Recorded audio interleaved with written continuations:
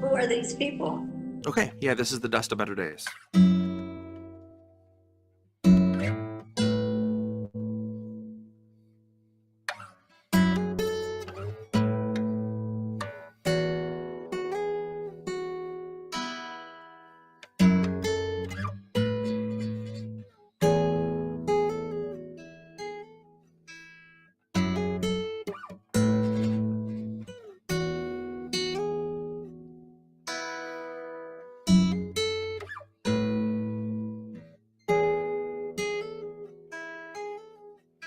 SWAT team took your neighbor today. Watched them as they walked him away. You told yourself extremists come in all different shapes. Met his eyes and lowered your gaze. But is it too late for us to ever change? We're collecting the dust of better days. They're always watching us, but we're never safe. We're not meant to be safe, not meant to escape, not meant to wait.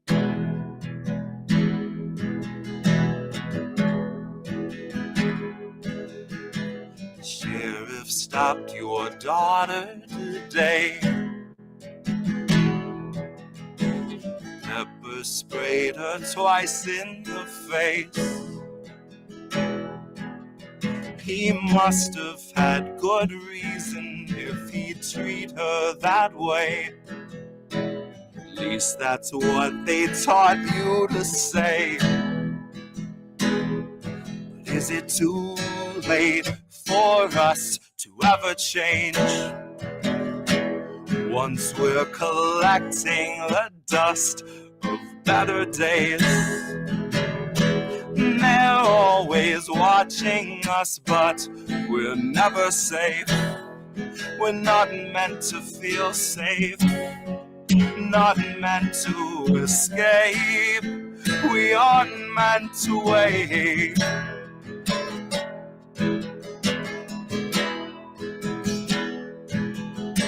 The feds arrived and had you detained. Said you'd made some posts they want changed.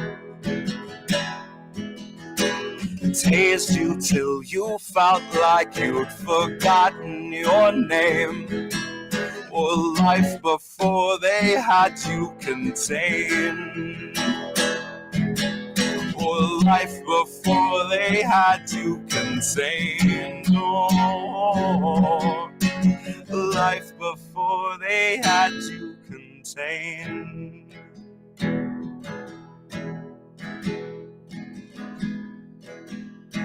SWAT team took your neighbor today.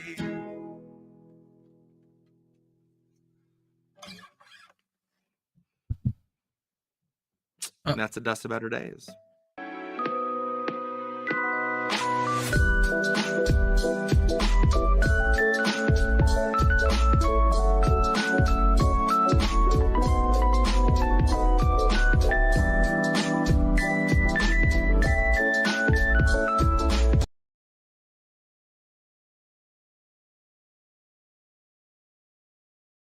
We'll go to the awesome thumbnail that Big Mad Crab made. Again, shout out to Big Mad Crab for the thumbnail. And I'm going to switch the screen over and we'll go back to our main. Let me blow this up a little bit. This is from our friends over at Popular Resistance. And this they are also an aggregator of independent news and uncorrupted news and unfiltered news. And they found one on a website called Moon of Alabama. That's an excellent war reporting site, and they've actually been kind of piping through and feeding Moon of Alabama as well as a host of different content creators. And we like to share Popular Resistance. They also have their own original writers, kind of like what we do. They also have their own podcast called Clearing the Fog with Dr. Margaret Flowers. So shout out to Popular Resistance. They're a big part of what Independent Left News does. And they're talking about what's happening in Ukraine right now. And they are one of the better analysts when it comes to what's happening during the actual war and looking at where the military situation is closing in. Again, I am not a military expert. I will be the first one to admit that. But I rely on people like this. And again, this was from March 31st. So this is already a few days old. And you've got a Scott Ritter chat with Vladimir Kozin talking about the INF Treaty and what its demise means, as well as what the second phase is. And again, this map defined of the situation in Ukraine is provided by the French Ministry of Defense, which is interesting. Where has Russia advanced? Right. Okay. Where are the principal explosions and fight? Where is the fighting? Where are the fronts? Where who's on the offensive? Okay, it comes with short notes about the numbered theaters, which is really detailed, pretty wild. All right, and then Moon of Alabama provides their own analysis. And again, I don't know who these people are, but I've been reading their analysis, and it seems to be pretty damn spot on. Okay. That for example, the Russian military operation began with a rather small force of some 150,000 plus men against a larger Ukrainian force of some 400,000. The Russian force used maneuver warfare to fix the larger Ukrainian forces into place. It attacked on a large front and threatened major population concentrations, i.e. cities. That's, again, some people would call that in different ways, targeting civilians. That's not cool. The Russian operation started with the destruction of the Ukrainian command and control network. Over the last 4 weeks, the Ukrainian Navy, its air force, its radars, and air defenses, and a huge number of its armored vehicles were destroyed. Again, where are you seeing this analysis in any kind of Western press? You're not. Right? Throughout the last week, fuel depots all over the Ukraine were attacked and destroyed overnight. Ukraine's large ammunition depots are gone. Military production and repair facilities have likewise been destroyed. The Ukraine is no longer able to move the large numbers of troops between the various fronts. Its army has lost its mobility. All right. So it's the beginning of the end for that. All right. So again, when people are saying that Russia is losing this war and that this is a waste, that's not the actual situation. They've committed half the troops that Ukraine has, and they've destroyed all the equipment so far. Look, we've been saying if they wanted to commit full force and take Kiev and take the entire country, they could have at any done point. That weeks ago, right? Yeah. Kind of reminds me in a situation of like the U.S. and Baghdad, where in a lot of ways, we could have gone in at any point and taken it out, but we didn't. And they've actually handled it better than we did, right? In some respects. Again, threats to Kiev, Odessa, large other Ukrainian cities have held significant numbers of Ukrainian troops in place, prevented reinforcements to move to the east. Therefore, units from Donetsk and Luhansk republics attacked the 60,000 strong main force of the Ukrainian army to keep it in place. So this allowed Russian forces from Crimea and the Russian border in the north to move into positions that will now enable them to envelop the east. So again, that's looking at what's happening here. So they're getting reinforcements to this area right over here. This is the Donbass region. This is Luhansk. This is Donetsk.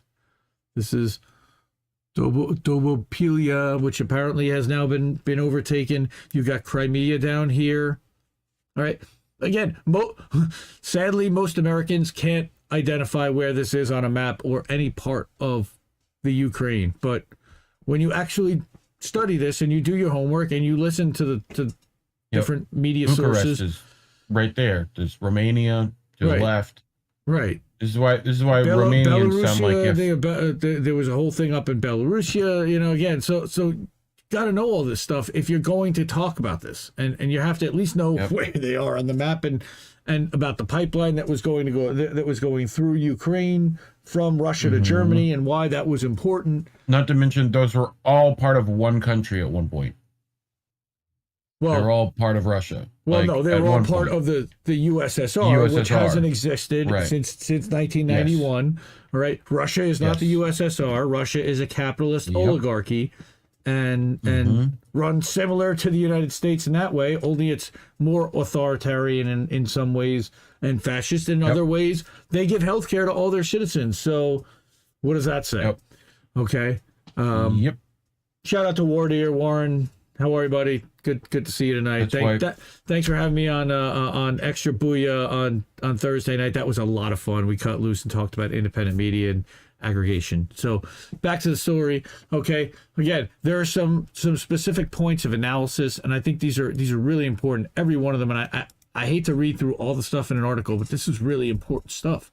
All right, the move east and west of Kiev was, as they said for a while, a feint to fix mobile Ukrainian units around their capital city. The feint is no longer needed as the Ukrainian army has now lost its mobility.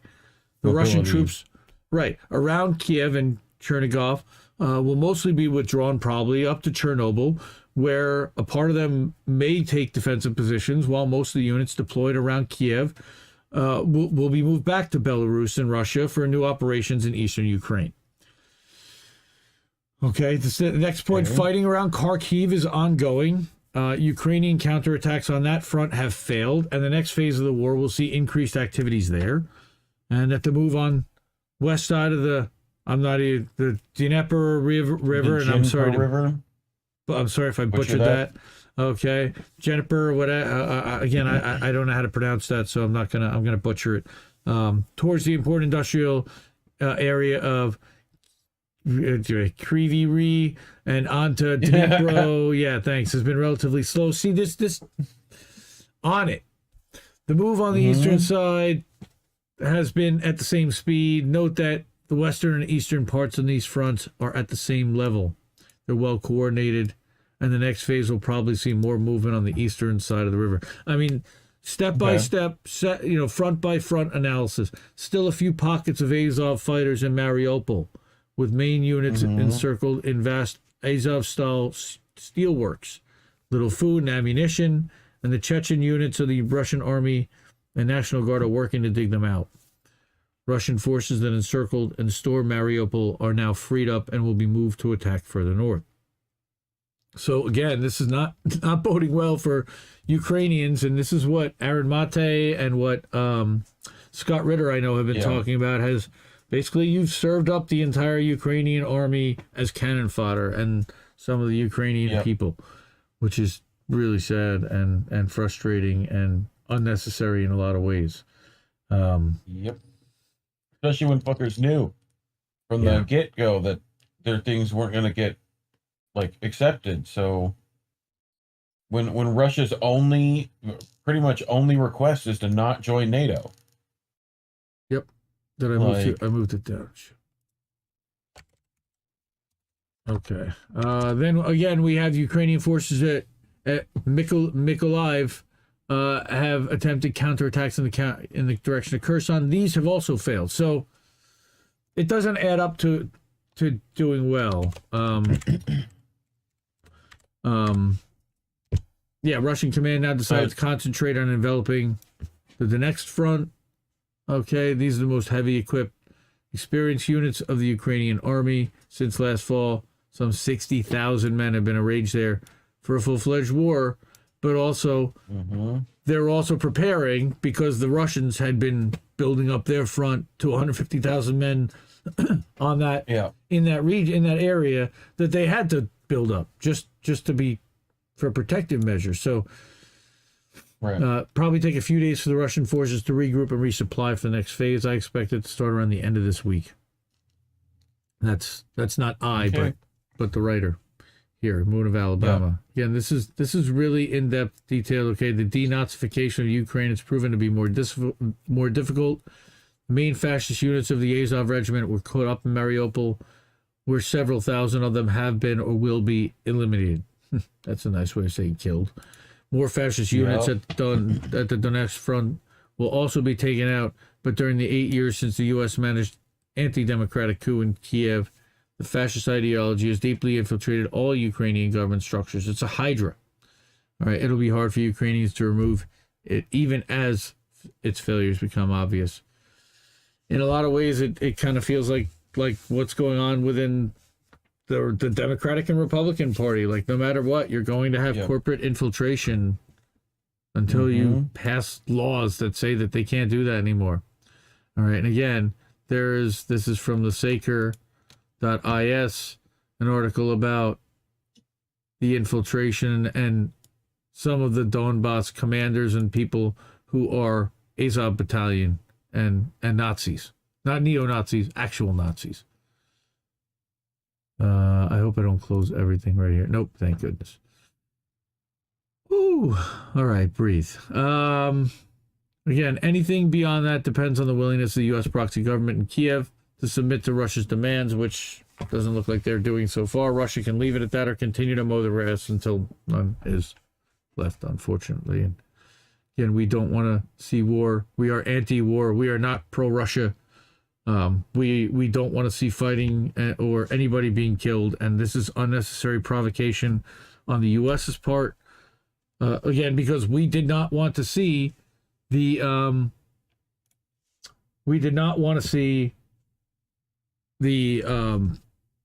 gas pipeline go operational for between Russia and Germany. That Nord Stream 2 was absolutely critical to U.S. interest to not have it go live. So that really is the crux of why this happened, on top of the fact that we kept pushing further and further and further east towards Russia's border with NATO, even though we had told Ukraine they'd never be part of NATO and told them to keep that quiet. Again, shout out to Moon of Alabama for excellent analysis. I was watching Hinkle live last night for a few minutes after I watched Beauty and the Boomer, and shout out to Oz in the chat for both helping and supporting Tar Reed and independent streamers, as well as putting on a great show last night. I was watching Hinkle last night, and somebody suggested to watch Moon of Alabama and see if we can start to bring some of their analysis into his realm, as well as talking about the Duran and Alex Christoforou, and who's the other guy? The other Alex, Alexander Mercuris, who had a video in today's Leftist.today. So again, shout out to Popular Resistance for covering it. Shout out to Moon of Alabama for writing it. And again, it's terrible to see what's happening, but we do need to understand what actually is happening. So.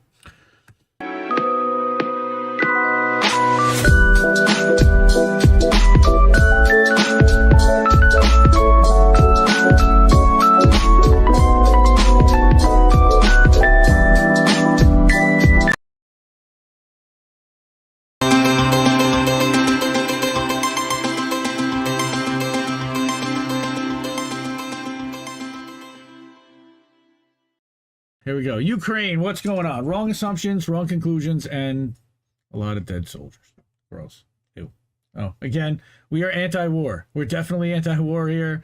We don't want to see anybody dying, and we think that a lot of this stuff is unnecessary because of all the things that they're going to talk about here. So, as the war in Ukraine passes the half-year mark, lots of media produce their conclusions about the beginning of the war. But when looked into detail, these are most superficial write-ups of what people assume Russia's plans are at the start of the war, and how those assumed plans fit with the presumed reality. And here's an example. The Washington Post has a long exclusive piece headlined, "The Petal for Kiev." Right? Ukrainian valor, Russian blunders combined to save the capital. And it first describes the immediate start of the war and then states a false assumption. All right. The question everyone faced at that moment, which is Ukrainian Interior Minister Montrasky said, how far can the enemy go with that enormous fist? All right. Reef, I'm getting feedback from you again. If the Russians could seize the seat of power, in Ukraine, or at least cause the government to flee in panic, the defense of the country would quickly unravel, right? Moscow could install a puppet government. That was the Kremlin's plan, right? That's what the Washington Post is saying then. I don't know why the authors think they know what the Kremlin's plan was. I'm certain that the described one is not what Russia intended to strive for. A piece of Newsweek makes similar assertions.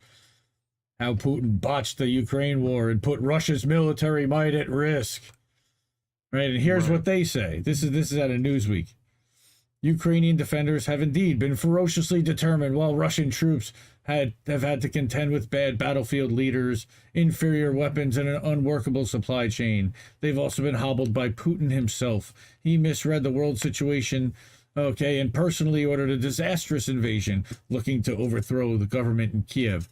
All right. He directed a botched effort to take Donbass, depleting the Russian armed forces in the process. Of course, we all know. And they continue to say that Putin, like every other dictator we've known in the modern era, thinks he knows better, more than his own military and more than any experts. One senior intel who works on Russia and requested anonymity to speak frankly tells Newsweek. Of course, Newsweek. Okay. The February invasion was designed to overthrow Vladimir Zelensky and take over the entire country, and Russia deployed tens of thousands of troops in Belarus to Ukraine's north, threatening Kiev. Again, this is all coming out of Newsweek. This is not Moon of Alabama's analysis. They're going to debunk this in a moment. Okay. Given Russia's overwhelming numerical superiority, Putin expected the government in Kiev to fall in as little as 72 hours. There is no evidence that any of those assertions are true. At the beginning of the year, Russia faced a problem. In the larger picture, it had to prevent Ukraine's admission to NATO. Negotiations with the U.S. had failed to achieve that. In the immediate situation, Russia also had to prevent an immediate Ukrainian attack on the Donbas republics. Okay? There were several potential ways to achieve that, each which came with a different timelines, with a different timeline and price point. Yeah, it's definitely coming from your mic. At the beginning of war, it's not. Okay. Anyway, Putin made one remark to the Ukrainian military command to give up, to make the necessary concessions, and to remove the civil government should it not agree with them. But during the first days of the war, it became immediately clear that the Ukrainian military command did not want or did not dare to do that. This military coup would have been the cheapest and fastest solution for both Russia and Ukraine. Okay. The second option was to press the Ukrainian government into agreeing to Russia conditions to end the war, to remove the Ukrainian army from the Donbass, to accept Crimea as part of Russia, and to repudiate any NATO association plans. The move of Russian forces to around Kiev was designed to achieve that. Okay, it nearly reached that aim during talks held at the end of March in Turkey. As soon as the Ukraine seemed to agree to the Kremlin's conditions and to a potential summit, Russia ordered its troops to move back from the city. On March 29th, France 24 summarized its daily report collection with this, right? The Ukraine proposed adopting neutral status and a 15-year consultation period on the future of Russian-occupied Crimea, as long as a complete ceasefire with Russian forces is agreed, negotiators said at the conclusion of peace talks in Istanbul on Tuesday. Despite Russian vows to radically reduce military operations near Kiev and Chernihiv, Western officials urged caution. Of course they did. Kremlin's hope for a fast end to the conflict was disappointed when, a few days later, Zelensky suddenly refuted all the concessions the negotiators in Istanbul had made. This followed a phone call between the British Prime Minister Boris Johnson and Zelensky on April 2nd and Johnson's visit to Kiev on April 9th. A report in the Ukrainian Pravda described what happened, machine translation, that after the arrival of British Prime Minister Boris Johnson in Kiev, a possible meeting between Zelensky and Putin has become less likely. Two things happened, after which a member of the Ukrainian delegation had to openly admit that the meeting of the presidents was out of time. Okay. The first is the exposure of atrocities, rapes, murders, massacres, robbery, indiscriminate bombing, hundreds and thousands of other war crimes committed by Russian troops in the temporarily occupied Ukrainian territories. The second obstacle to agreements with the Russians arrived in Kiev on April 9th, meaning Boris Johnson. So details. According to Ukrainian parliament sources close to Zelensky, British Prime Minister Boris Johnson, who appeared in the capital almost without warning, brought two simple messages. The first is that Putin's a war criminal, he needs to be squeezed and not negotiated with. And second, if Ukraine is ready to sign any agreements on guarantees with him, then they are not. This position of Johnson testified the collective West, which back in February offered Zelensky to surrender and run away, now felt that Putin was actually not as all omnipotent as he was imagined, and that right now there was a chance to squeeze him. 3 days after Johnson left the UK, Putin went public and said talks with Ukraine have reached an impasse. The West, right, in form of Joe Biden's messenger, Boris Johnson, told Zelensky, first in a phone call, then in person, that he would be on his own if he should sign a ceasefire agreement that made any concessions to Russia. Basically putting, right? It totally puts Zelensky right in the middle, right? Russia's initiative to achieve fast concessions and its motive to keep troops around Kiev had failed because the West did not agree to it, right? Again, it wanted a long war to drag Russia down. And that's probably true. All right, Zelensky accepted the Western pressure for a war down to the last Ukrainian and ended the negotiations by making new demands that Russia could never accept, right? Since then, Russia removed its troops from the vicinity of the big cities, Kiev, Chernihiv, Sumy, and Kharkiv. This to drag the Ukrainian troops away from the civilians in the cities into the countryside and to expose them to the massive artillery strikes that the Russians use along the front lines. Okay, they're trying to... Congratulations. You played yourself. That's right. Okay. There, the Ukrainian troops get demilitarized and denazified just as Putin had ordered. Right? Anyone who says that Russia is too slow and does not make progress along the front line misunderstands the situation. Russia is deliberately dragging the Ukrainian forces toward the rural front line to destroy them there without creating massive civil casualties. Well, that kind of makes sense, right? The Russian army has deliberately slowed down its advance to the special military operation in Ukraine in order to reduce civilian casualties. Russian Defense Minister Sergei Shoigu said at a meeting of defense chiefs from Shanghai Organization member states on Wednesday. So Shanghai Cooperation, that's got to be something with China, right? Quote, "We strictly comply with humanitarian law during the special operation. Attacks are carried out with high-precision weapons on the Ukrainian Armed Forces military infrastructure facilities, including command points, airfields, depots, fortified areas, and defense industry sites. At the same time, every effort is being done to prevent civilian casualties. It certainly slows down the advance, but we do it consciously," Shoigu pointed out, right? Well, of course they're going to say that, but the following document is really original. If it's really original, this approach seems to be quite successful, because this is here. Someone leaked an official report of the Ukrainian Ministry of Defense about losses sustained. Again, there'll be a tweet here in a moment. Up to the 1st of July, according to the document, the losses of the Ukrainian military were over 76,000 dead, over 42,000 wounded, 7,200 captured, 2,800 missing, and another 1,600 non-combatant casualties, which, who knows? Wow. The total numbers look realistic to them. The number of dead is higher than their estimate, but the number of wounded seems to be low in relation to the dead. Yeah. Total numbers look realistic. Like it says, there may be several reasons for that. The evacuation of wounded soldiers from positions under artillery fire is extremely difficult, and Ukraine's military medical service is not exactly up to date. There's no helicopter evacs and no tracked medical transport vehicles that could take the wounded out. Right. A lot of wounded will thereby miss the golden hour and simply die before they can be brought into effective medical care. We can assume that the Ukrainian staff only counts the heavily wounded, and that people who get patched up and sent back to the front line are likely not included here. July 1st was in the 17th week of the war, and the total number of likely dead on the above list is 81,066. That makes for an average kill rate of 4,767 per week, or 681 Ukrainian soldiers per day. Again, cannon fodder. Why? As the first weeks of the war, again, there's some Nazis, but there's a lot of volunteer citizens that were forced into this. So, and again, we don't want to see anybody die for this, kind of, they're caught in the middle of a proxy war. As the first weeks of the war were not exceptionally bloody, the number of current dead per day is likely higher. 9 weeks have passed since the reference date of the above report. They've likely added another 42,000 dead to the list.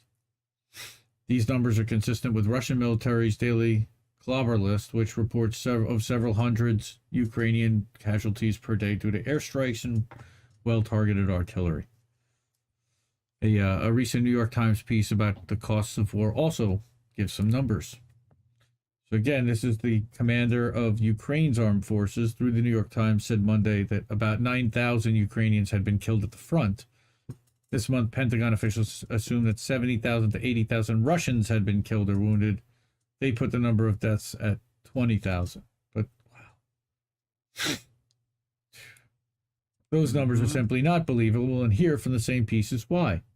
Analysts estimate that Russia's firing around 10,000 artillery shells a day, down from a peak of as much as 20,000 during the campaign to take Luhansk, and that Ukraine is firing several thousand artillery rounds a month. 10 to 20,000 rounds per day means some 450,000 rounds per month fired from the Russian side. The Ukrainian counterfire is down to several thousand artillery rounds per month. That is a ratio of 100 to 1. Now, I know we're also sending in weaponry, so does that count that? How the heck is that supposed to result in only 9,000 killed Ukrainians and 80,000 Russian casualties? It simply can't. Wow, I sound like William Shatner. Mm-hmm. The deliberately slow advance Shoigu describes as achieving the war aim of demilitarizing the Ukraine, while Russia's army takes a minimum of casualties. Yep. Most of the experienced younger officers, captains and majors, and the senior sergeants that were the backbone of the Ukrainian army will by now likely be dead. Together with the high material losses and high troop casualties, the Ukrainian army has taken this will make it less and less capable of any organized maneuver or resistance. All that's left is Ukrainian cannon fodder, which Russian artillery eats up with enormous ferocity. It's sad that it's come to this. 6 months. Automod held somebody's comment for review. Wow, look at that. Yeah, this is it's a hard story to get through. But we got to take our medicine a little bit. We got 4 not so great stories. But these are really, really big ones. And I know a lot of people talk about what's happening in Ukraine. I don't really see too many people referencing One of Alabama, but I think they're one of the best sources there is. I read them pretty consistently. There's a few, of course, people who are in country, people like Eva Bartlett, people like George. I'm blanking out on his last name. He interviewed with Tara. You did that stream, right, Reef? Sure. I can't think of his last name. Sorry. Of course, people. What? Who was it? George. Oh. That Tara interviewed. I can't think of his last name. Eliason. George Eliason. Yeah. That's who it was. Sorry. Thank you.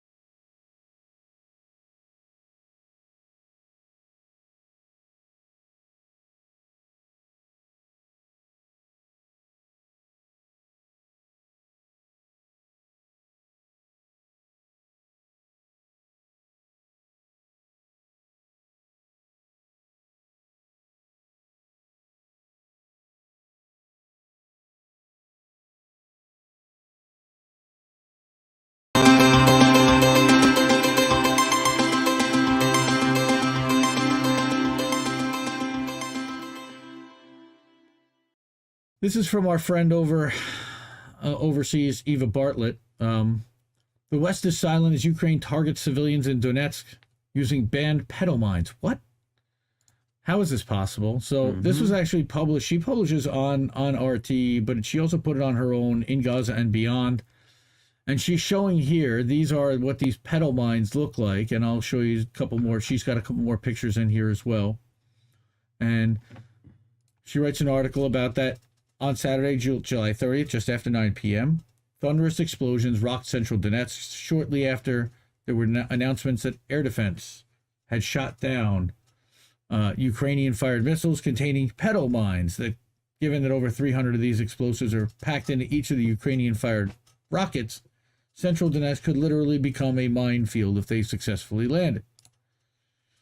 And social media telegram warnings urged residents to stay inside, wait for emergency services to clear the streets, which they began doing throughout the night. But come daylight, untold numbers of these tiny devices still remain. More warnings were issued: stay at home, better to be late for work than lose a leg. Residents that absolutely have to go out are advised to keep their eyes down, watch where they step, avoid grassy areas, and walk extremely carefully. Wow. Okay, and here she's showing just some of the pictures of spots that were identified and several groups of mines. While Ukraine has been using these mines on Donbass for many months, in recent days they've intensely bombarded neighborhoods with them. Initially targeted with the hard-hit districts of Kievsky in the north, Kirovsky in the southwest, and Kubishevsky in the west. I'm butchering that probably, but I'm gonna go with it. But as of Saturday night, Ukraine hammered central Donetsk with them too. Happy birthday, Anthony, by the way. And now walking in the city center is a nightmare, one that Eva herself has personally had to endure. How widespread these mines are in central streets and walkways, near apartments, in parks. I know Lip talked about seeing them too. Yep. All right, and I think George also, Eliason also talked about that. All right, so yep. As it turns out, the petals are not only widespread, but also often very difficult to spot, even if warning signs have been placed right next to them. Their small shape, dull color blends in with surroundings, and if you aren't actively looking at the spot you're in, you could easily miss them. When walking, you learn to avoid any objects that could be covering a mine and tread only on bare streets or sidewalks, which is sad. The first bunch of mines that she saw were circled in chalk. Warning sign placed in front of to keep cars from driving over them. People stepping from stepping on them. All right, this was on a central Donetsk street, a residential area with shops and a park nearby. Why weren't they cleared? The entire area was littered with the petals. DPR sappers worked methodically, clearing area by area, but given that hundreds of the mines were dropped all over the city, this is painstaking work. Yeah, they need like explosives crews. So this was again on August 1st, uploaded these videos in two parts of what the soldiers are doing in clearing the area of the petal mines. Near some apartment blocks, numerous mines have been found, and warning signs had been put out. Danger, mines, and it said that by the tiny explosives circled with chalk or a tire or whatever was available to draw the eye to its presence. But on many occasions, looking at the area designated as containing a mine, it took me a good while to actually see it. Now imagine if there were no signs at all, a bloodbath for civilians and animals too, since it doesn't take significant weight to set them off. So what is a petal mine? Well, it's around the size of an average cigarette lighter. The petals are tiny but still very powerful. A clip shared on Telegram illustrates this. A DPR soldier chucks a tire at one of the mines, and the tire is flung high in the air from the blast. It doesn't take a powerful imagination to estimate what would happen if a person stepped foot on one of them. The explosives are placed via remote delivery methods, meaning they can be spread by mortar, missile, or artillery, dropped by helicopters and planes. That's literally how big they are. Yep. Okay. According to DPR Emergency Services, Ukraine is using Hurricane MLRS-fired rockets to spread the mines. Each contains 12 cluster munitions. Each cluster has 26 mines inside, so each bomb has 312 mines. The cluster explodes in the air, disseminating them widely, scattering them in different directions. Their butterfly-like design enables them to glide and land without exploding, usually. Then they lie in wait for someone with bad luck to step on. Some of these anti-personnel mines have a self-destruct timer. Others, including the ones Ukraine is firing, have a years-long shelf life. They do pretty much no damage to military vehicles, and therefore their use in Donbass is insidious, deliberately targeting civilians to leave them maimed. On July 30th, in a densely inhabited working-class district of western Donetsk, in a field with garden plots for nearby apartment residents, Eva herself saw the same nefarious mines. Originally scattered, they had been collected and awaited destruction by DPR emergency services. In the large courtyard of an apartment complex, she watched from a safe distance as emergency services timer detonated 8 mines they had found around the grounds. The day prior, they had destroyed 26. Another 150 were located and destroyed using a radio-controlled minesweeper. But there remains much to be done to restore the streets and courtyards to safety. So since the mines were scattered on Saturday evening and the DPR representative office at the JCCC has created an interactive map showing the areas most contaminated by the mines, giving residents a general warning of which areas to avoid while walking or driving it. While some cars have been lucky enough to only have a tire blown out, were the mine to detonate near the gas tank, the entire vehicle could explode. Of course. Yeah.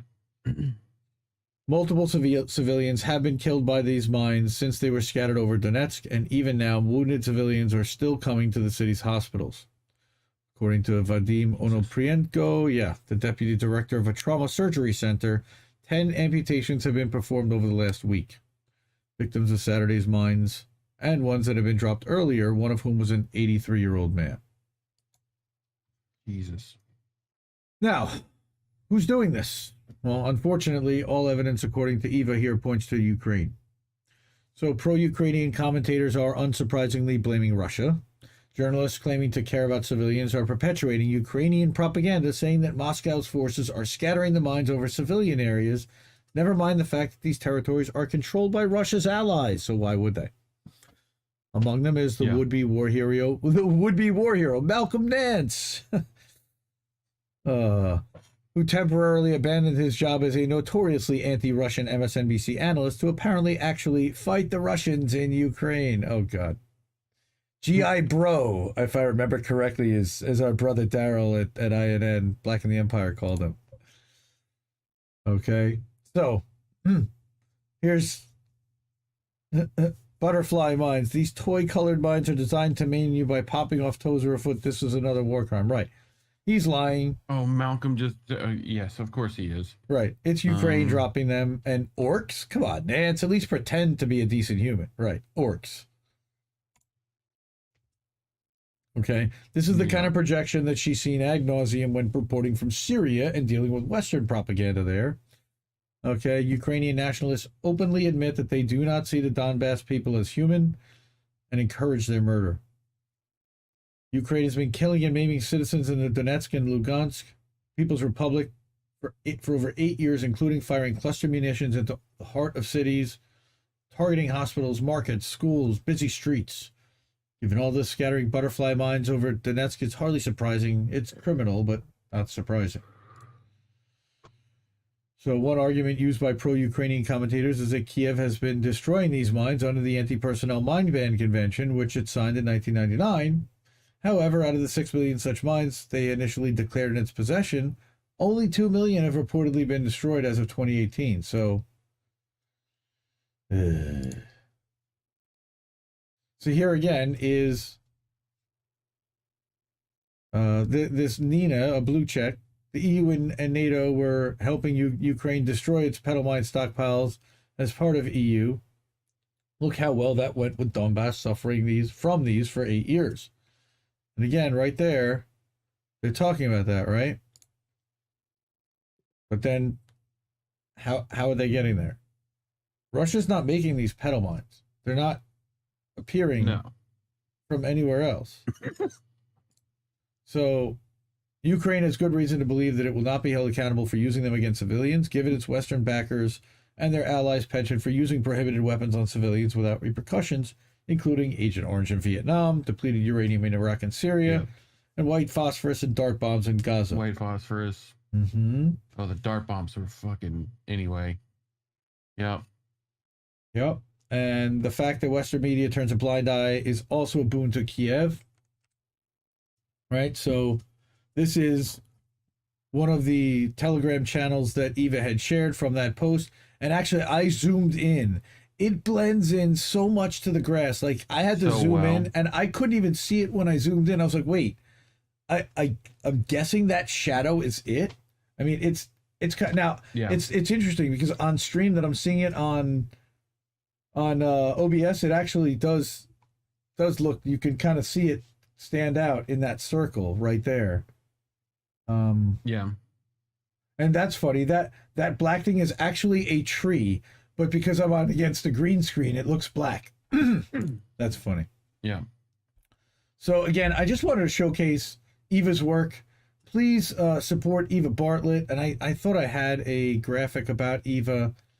She is an incredible writer. She's written for RT at Eva K Bartlett. EVAK Bartlett is her handle. I'll get some stuff together, and it's going to be all in the descriptions afterwards for sure. Welcome everybody to the chat. That was our first story talking about Ukraine petal mines. And again, I want to shout out independent journalist Eva Bartlett, who is on Ukraine kill list. She is reporting from the Donbass right now. Ukraine is targeting her, and we are, hoping that she stays safe. Appreciate the work that she does and the effort and the commitment that she's got to bringing the story and telling the truth from on the ground and countering what the NATO narrative is, because otherwise, who's going to do that? Who's going to give you the truth from on the ground and in country that's English speaking, that we know has reported on these things in the framing that's anti-corporate, that's looking at it from an anti-corruption perspective, and that's got the receipts and that's done the work, and she's got the chops and the history.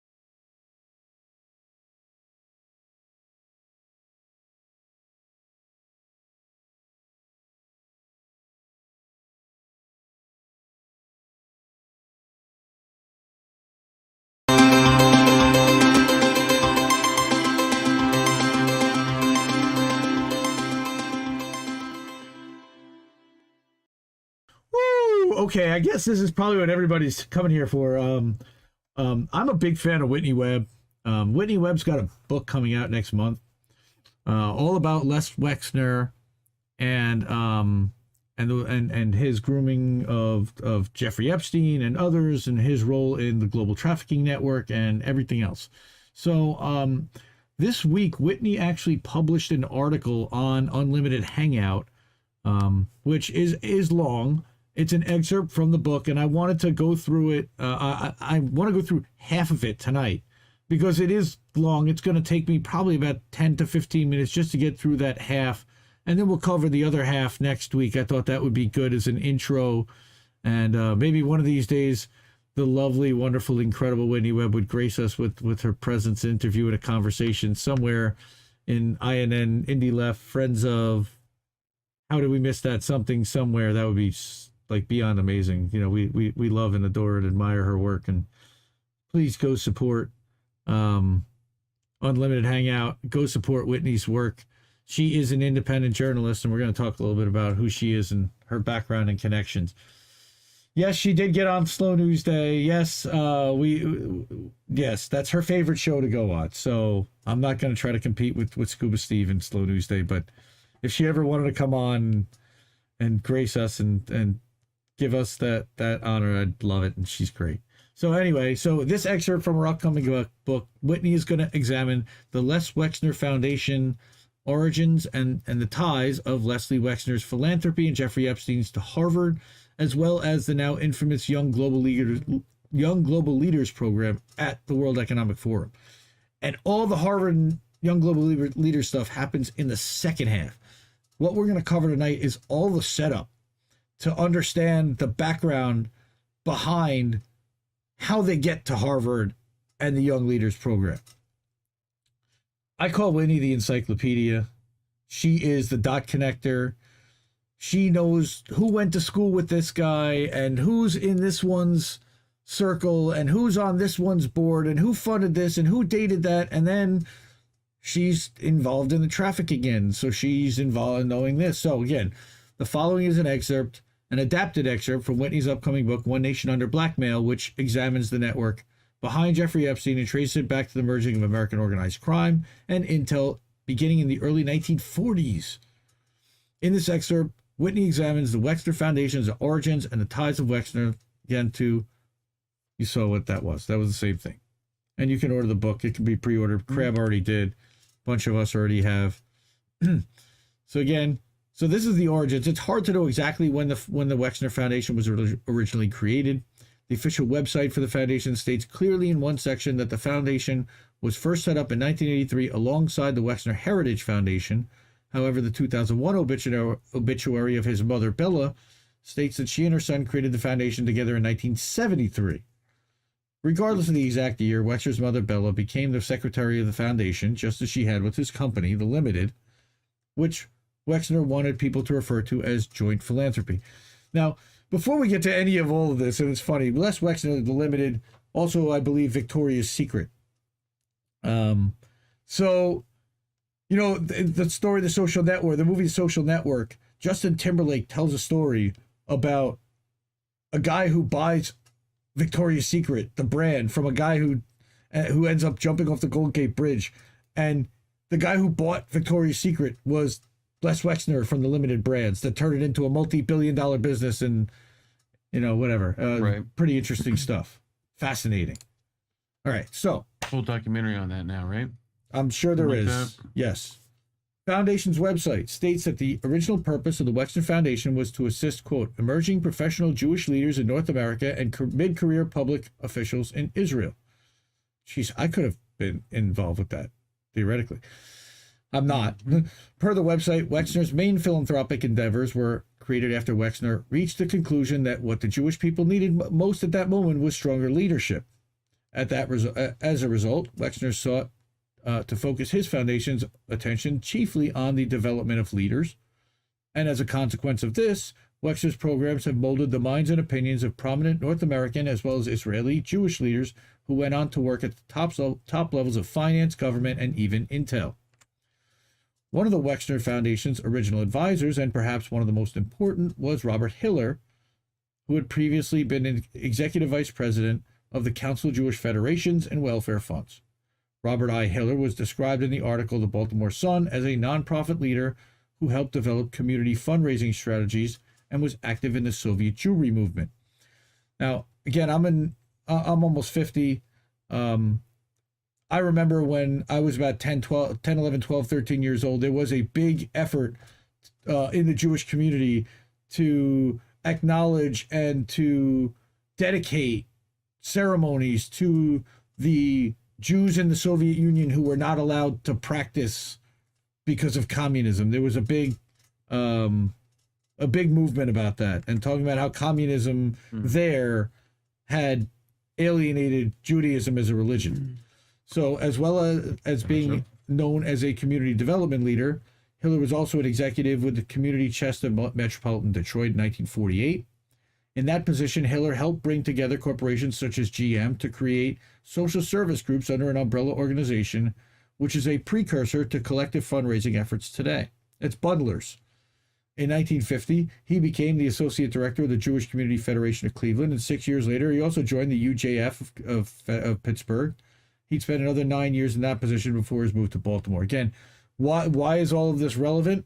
Well, here's why. Because in his autobiography, he wrote about his extensive dealings with various Israeli heads of states, saying, I had pictures with every Israeli prime minister from David Ben-Gurion to Menachem Begin.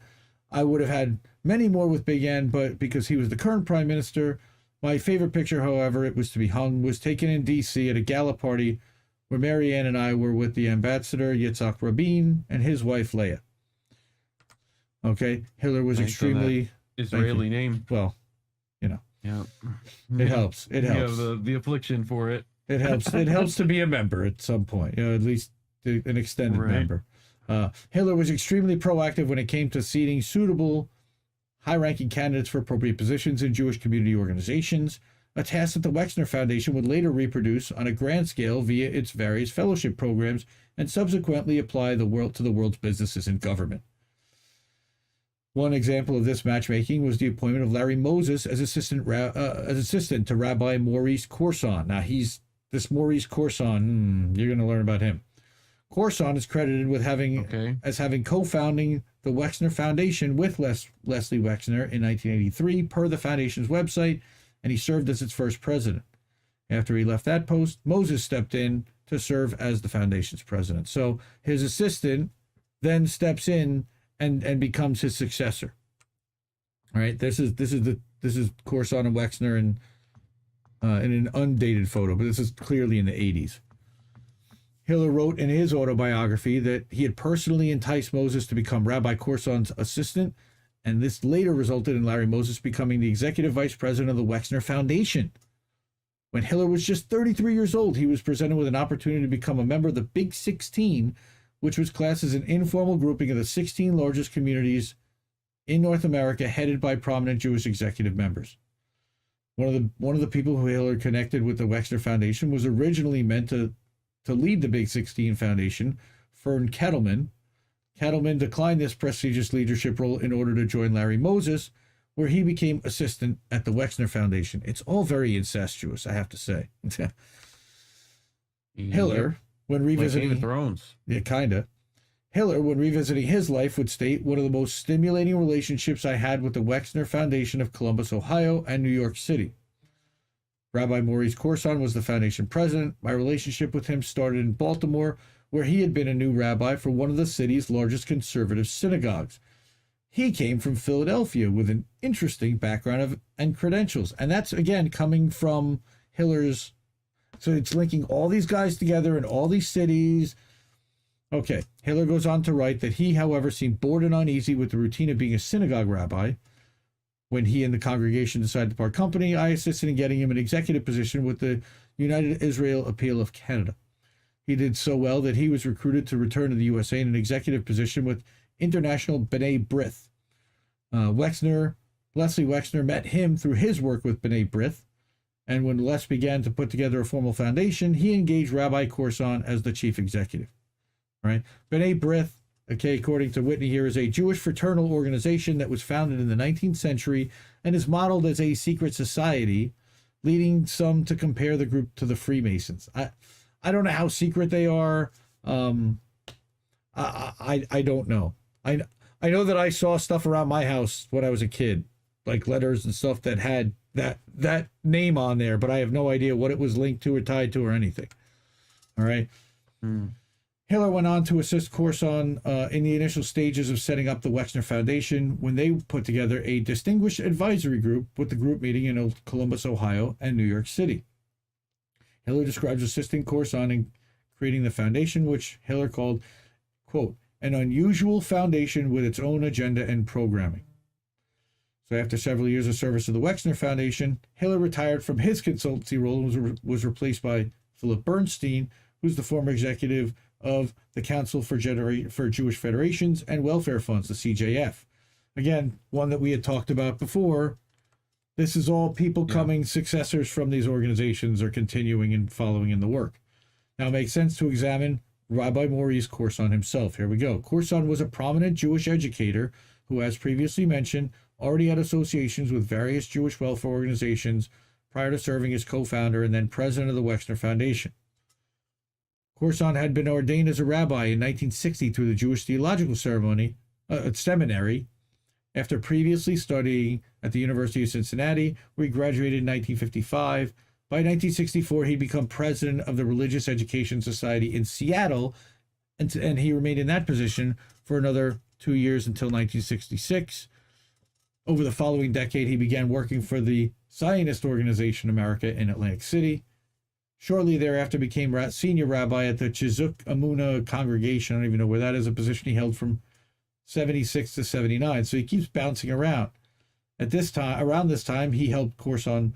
Hiller helped him get an executive position with United Israel Appeal of Canada, where he went on to work for only a year, again, before joining B'nai B'rith. So he's bouncing from organization to organization. He's one of their rising stars. He keeps getting brought up the chain. Once recruited into serving a leadership role within the influential secret society, again, I don't know how secret they are, but Corson worked as Director of Development for B'nai B'rith International, based in New York City between 1980 until 1985. So he now parks for 5 years. He'd been bouncing all over the place. All right. During this very period, the Board of Overseers of B'nai B'rith included Edmund Safra, who's a notorious banker with close ties to Robert Maxwell and later Jeffrey Epstein. Those are pretty big names. Edgar Bronfman, he's scion of the family behind the Seagrams, whose fortunes have long been tied to organized crime.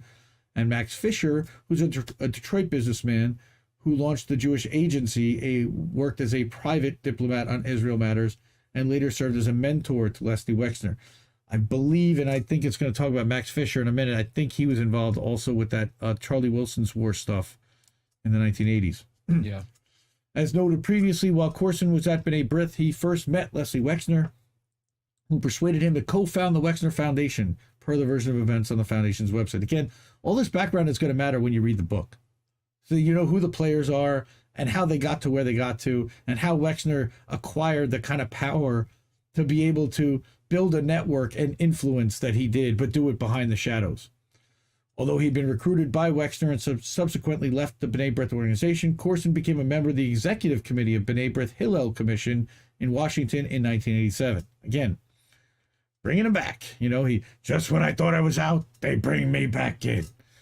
You know, another key son of a bitch.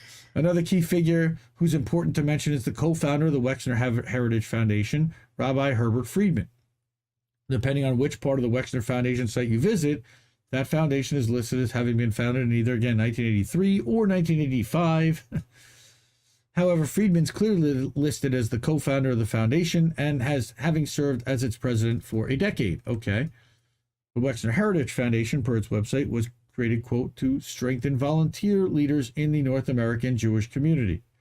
Similar to prior other organizations, it spawned the Wexner Heritage Program, which provides young North American Jewish volunteer leaders with a 2-year intensive Jewish learning program, deepening their understanding of Jewish history, values, and texts, enriching their leadership skills. This all sounds actually decent. It's education and historical, except that we all know otherwise. Friedman was a U.S. Army chaplain during World War II and also served as, quote, an advisor to Jewish affairs during General Lucius de Clay, the commander of American occupation forces in Germany. He was later personally recruited by David Ben-Gurion, who went on to serve as Israel's first prime minister, to join the paramilitary group, the Haganah. The Haganah was the precursor to the Israeli military and was armed in large part by organized crime-linked networks.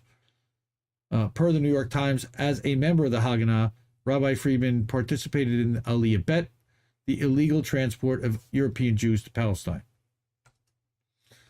From 1954 to 1971, Friedman was the chief executive of the United Jewish Appeal, and in that role raised more than $3 billion to support the fledgling state of Israel.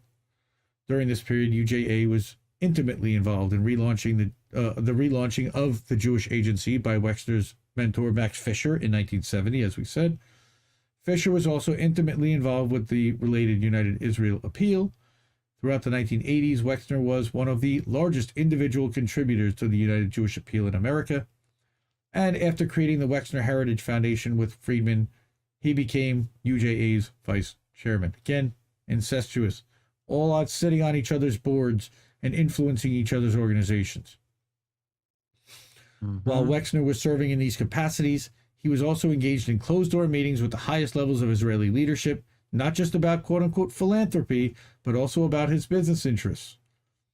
One specific meeting saw him meet with top Israeli government officials about Chinese and Israeli interests, working with his company, The Limited, to establish factories in the occupied Golan Heights.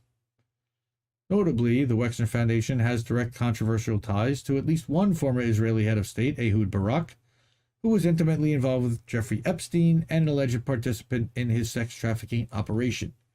As reported by Israel Today in 2019, quote, Barak's ties to the Wexner Foundation became an issue only after right-wing journalist Ariel Segal called last October to investigate the $2.3 million research grant Barak received from the Wexner Foundation, which has in turn for years been the beneficiary of Epstein's financial contributions. According to Segal, the grant under question was given to Barak in 2004 to 2006 when he held no public position. Barak insists he had no authority to disclose details about this grant. Only the Wexner Foundation can if they so choose. And they, of course, choose silence. So we talk again about developing leaders. Set up simultaneously alongside the Wexner Foundation, Wexner's Heritage Program, the WHP, planned to connect American Jews with the ever-expanding nation-state of Israel. The program was created so as to expand, quote, again, it's very flowery language, expand the vision of Jewish volunteer leaders, deepen their Jewish knowledge and confidence, and inspire them to exercise transformative leadership in the Jewish community. Again, remember, all these guys are post-Holocaust, post-World War II, children of Holocaust survivors and grandchildren of Holocaust. They have been traumatized by their families, okay, and propagandized as well to a point. We all have been in this community. Foundation defines program as, quote, essentially a Jewish learning and leadership development program for volunteer leaders in North America, right? There have been to date around 2,000, quote-unquote, leaders who have taken part in this program. The WHP is a vehicle for standardizing a certain perspective on the history of Israel, as well as Judaic texts. The 2-year program is made up of 36 evening seminars, which occur bi-monthly for 4-hour periods, as well as 3 short-term and out-of-town summer institutes hosted in either the U.S. or Israel. Each of these summer institutes are between 5 and 7 days long and take place throughout the program. So these guys make a serious commitment to this. Yeah. As with other well-founded leadership programs, such as the World Economic Forum's Young Global Leader Program, the Wexner Heritage Program targets a very specific age group, aiming at professionals who are generally between the ages of 30 and 45 years old. Some of the most important criteria required of program participants include a showing of demonstrated commitment to Judaism, the Jewish community, and or Israel, and a track record of leadership in Jewish communal life. So, the Wexner Foundation website claims that the 2,300 alumni of the Wexner Heritage Program are top lay leaders at the local, national, and international level. In the 35 cities where we've convened WHP cohorts, virtually every Jewish communal organization continues to be supported by our alumni. They become presidents or chairs of synagogues, federations, JCCs, Hillels, day schools, camps, and more. They're often founders or chairs of allocations or annual campaigns. They serve on the boards of JFNA, 70 Faces Media, the Foundation for the Jewish Camp, International Hillel, APAC, and J Street. We know them very well. The Shalom Hartman Institute, Pardes, Hardor, and every U.S. Rabbinical Seminary, the Jewish Education Project, Prisma, the JDC, and so many more. Like, everything at the top. Basically, if you're going to get involved at any kind of high level, these guys are going to have their claws into you at some point. Okay, it's worth noting that, and I don't want to use the word clause because that's, again, got all kinds of references. Again, I am a member of the Jewish community. I am not demonizing these people, but what they're doing is definitely not on the up and up. It's worth noting that of these aforementioned groups, the Wexner Foundation, and especially the Wexner Heritage Program, enjoys a particularly close ties to AIPAC. For instance, Elliot Brandt, AIPAC's National Managing Director, is an alumnus of the Wexner Heritage Program, and in a 2018 speech at that year's AIPAC Policy Conference, Brandt noted that most of the AIPAC National Board consists of Wexner Heritage alumni, not to mention its regional chairs and some of its most committed donors as well. The word infiltration keeps coming to mind. And there is Elliot Brandt and the wonderful Alan Dershowitz at the 2017 AIPAC Policy Conference. Wexner's close ties to AIPAC on a different tone took a take on a different tone when one considers not only his close association with the Israeli intelligence-connected Jeffrey Epstein, but also the fact that AIPAC itself has had long-standing and controversial ties to Israeli intel. For instance, AIPAC was at the center of an Israeli espionage scandal in the U.S. in the mid-1980s, as well as again in 2004, when high-ranking Pentagon analyst was caught passing highly classified information over to Israel's government via top officials at AIPAC. I believe his name is Jonathan Pollard, if I remember correctly. Despite extensive evidence, particularly in the latter case, AIPAC avoided charges. As journalist Grant Smith at the time noted, the Department of Justice's chief prosecutor on the AIPAC espionage case, Paul McNulty, was suddenly and inexplicably promoted within the DOJ after he backed off on criminally indicting AIPAC as a corporation. The charges against specific AIPAC officials involved were also mysteriously dropped. How about that? Yep. Right? In the years after the Wexner Heritage Program was launched, other similar efforts followed. In 1987, the Wexner Foundation announced it would begin channeling the $3 to $4 million in grants for the first year of a program that dedicated to the enhancement and improvement of professional leadership in the North American Jewish community. Per the Jewish Telegraphic Agency, Wexner said, quote, Wexner said in an advisory group drawn from among Jewish academicians and and communal professionals recommended that attention be focused on three critical groups: rabbis, communal professionals, and educators. These efforts would result in the formal creation of the Wexner Graduate Fellowship in 1988. This guy, he just keeps creating all kinds of orgs. Chairmanship of the Wexner Fellowship Committee was given to Professor Henry Rosofsky.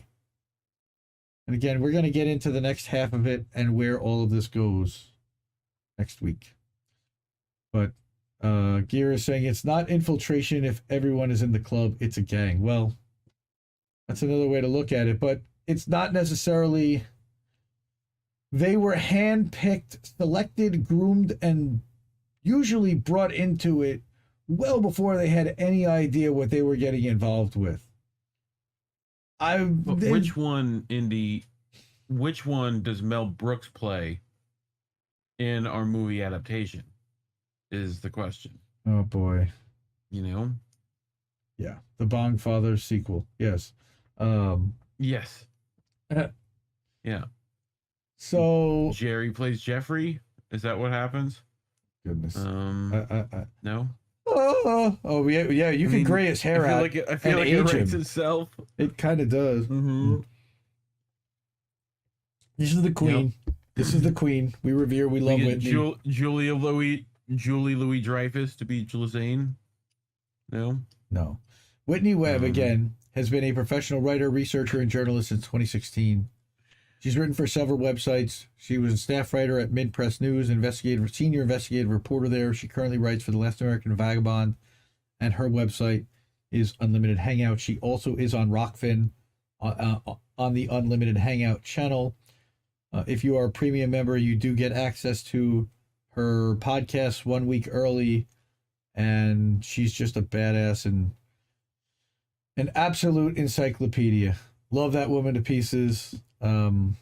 And she actually has answered a DM of mine once or twice here or there, so I just feel honored that she even acknowledged that I'm out there, because I know there's tons of people that are coming at her for interviews and questions and everything, and protect this woman at all costs is all I'm saying. So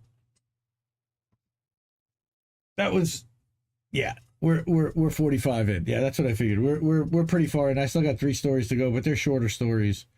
Let's see. I'll bet there was a lot of activity in the chat on that one. Yeah, not surprising.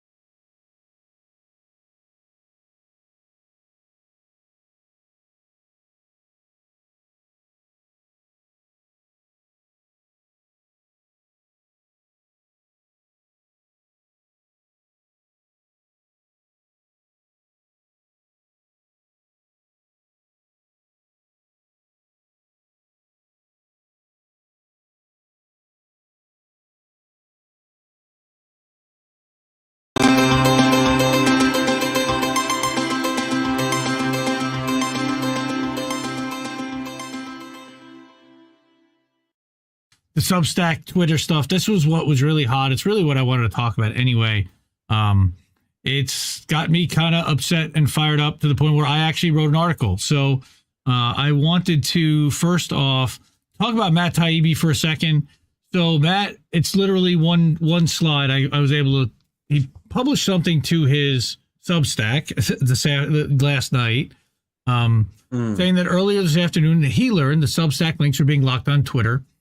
Since being able to share his articles is the primary reason that he uses Twitter, he was alarmed and asked what's going on. And it turns out Twitter is upset about a new notes feature, which they see as a hostile rival. And when I asked how I was supposed to market my work, I was given the opportunity of posting my articles on Twitter instead of Substack, except that it doesn't allow you the same publishing format. So it's not a one-to-one thing. Not much suspense there. I'm staying at Substack. So you've all been great to me, as is management of the company. Beginning early next week, I'll be using the new Substack Notes feature, to which you'll have access, which is cool. We'll have access to that instead of Twitter, a decision that apparently will come at a price as far as any future Twitter Files reports are concerned. Not just that, but Elon Musk actually unfollowed him on Twitter, which, believe it or not, so petty. It was absolutely worth it, and I'll always be grateful to those who gave me the chance to work on that story. But man, is this a crazy planet. So that's kind of what shook out a little bit, but I got really I've been following this for a while. And so I wanted to write an article about it, and let me switch the slideshow off and go back to the main. And now here we go. Here's the article that I wrote. So it's Substack versus Twitter. Poking bears actually has consequences. This is not about Matt Taibbi or the Twitter files.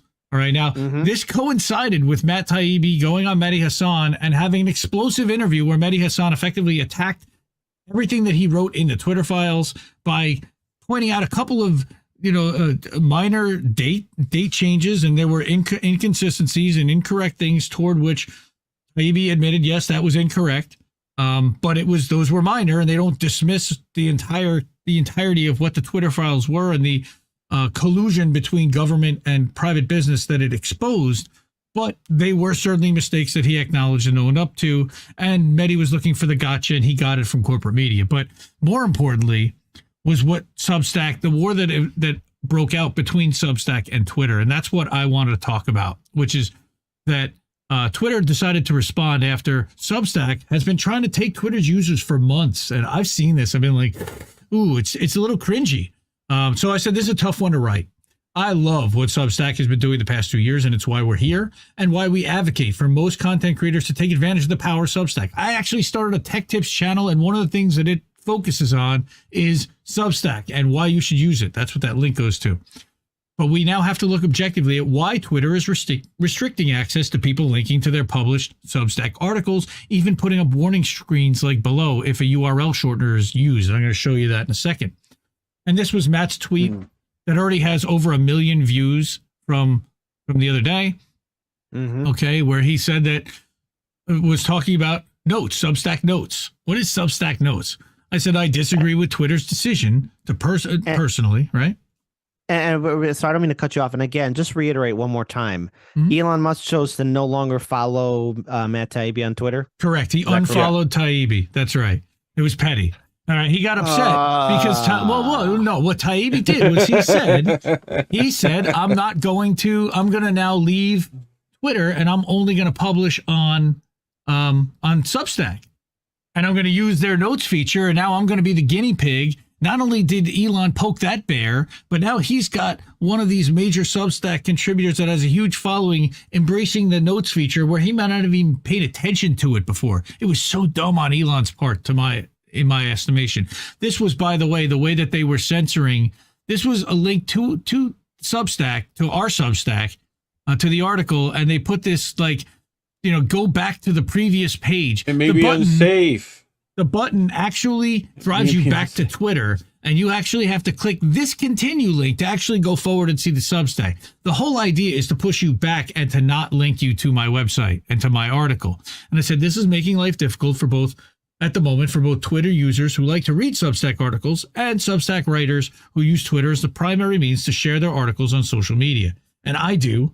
I share my articles. I share Misty's articles. I share INN articles. I also share them to Instagram and to Facebook and to YouTube and to Rumble and everywhere else. I think Twitter is overestimating their value here to Substack. However, these were my conclusions, and I decided to give you a Tarantino movie where I'm going to give you the answer up front, tell you what I came up with, and then give you the timeline as to why I think they actually did this.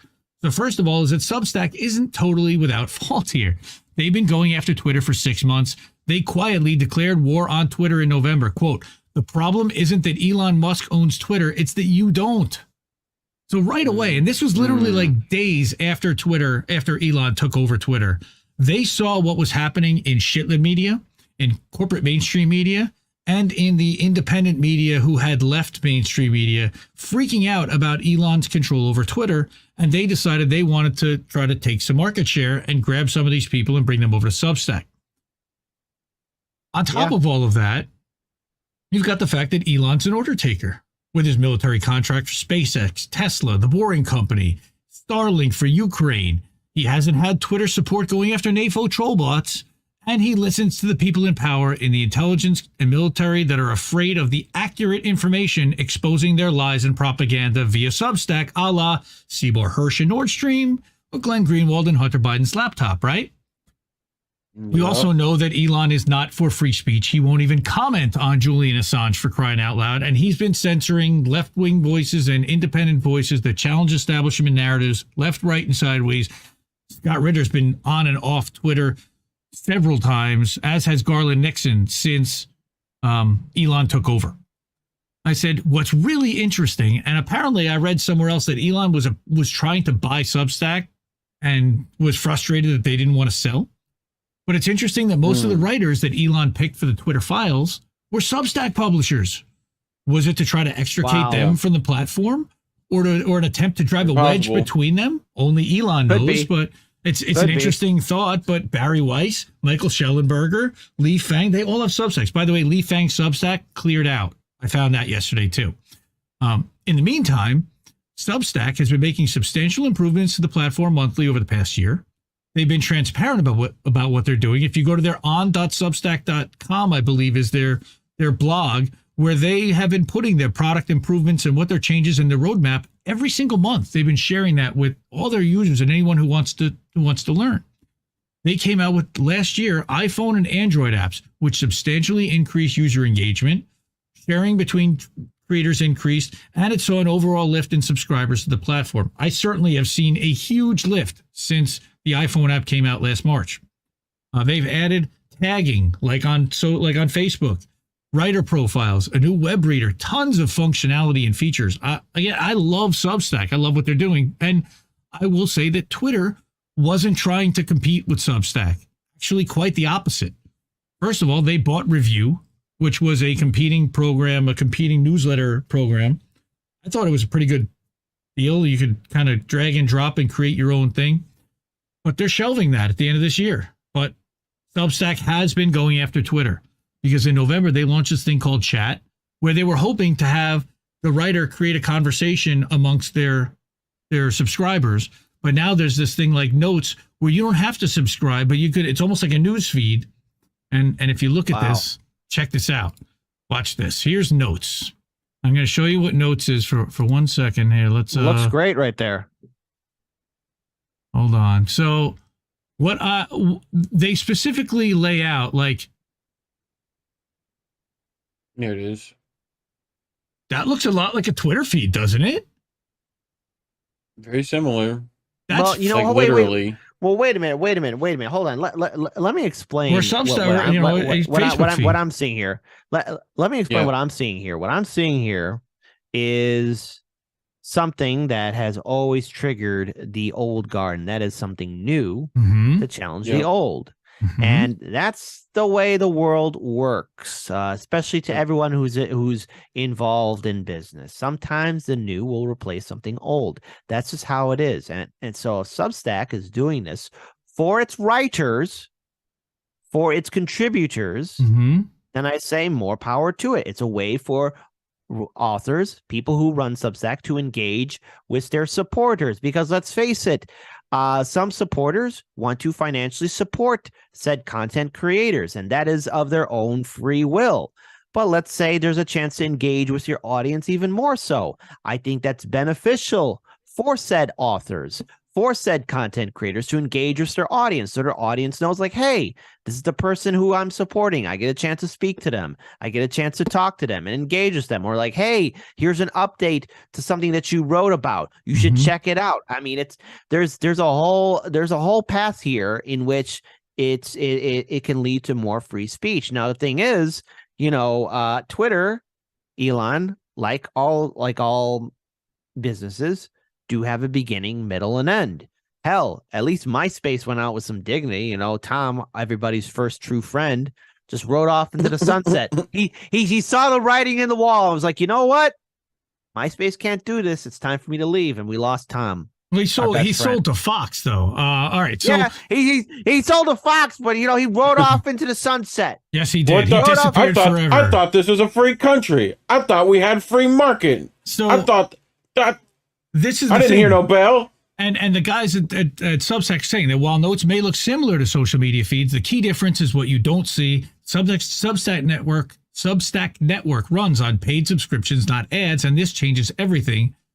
And wow, let me tell you, that really looks like a tweet, a retweet, a like, and a comment, and like it very similar. I could see why people at Twitter would be upset. By contrast, the lifeblood of a subscription network, okay, so an ad-based social network, is attention. In legacy social networks, people get rewarded for creating content that goes viral within the context of the feed, regardless of whether or not people value it, locking readers into a perpetual scroll. Almost all the attendant financial rewards then go to the owner of the platform. By contrast, the lifeblood of a subscription network is the money paid to the people who are doing worthy work within it. Here, people get rewarded for respecting the trust and attention of their audiences. The ultimate goal on this platform is to convert casual readers into paying subscribers. And in this system, the vast majority of the financial rewards go to the creators of the content.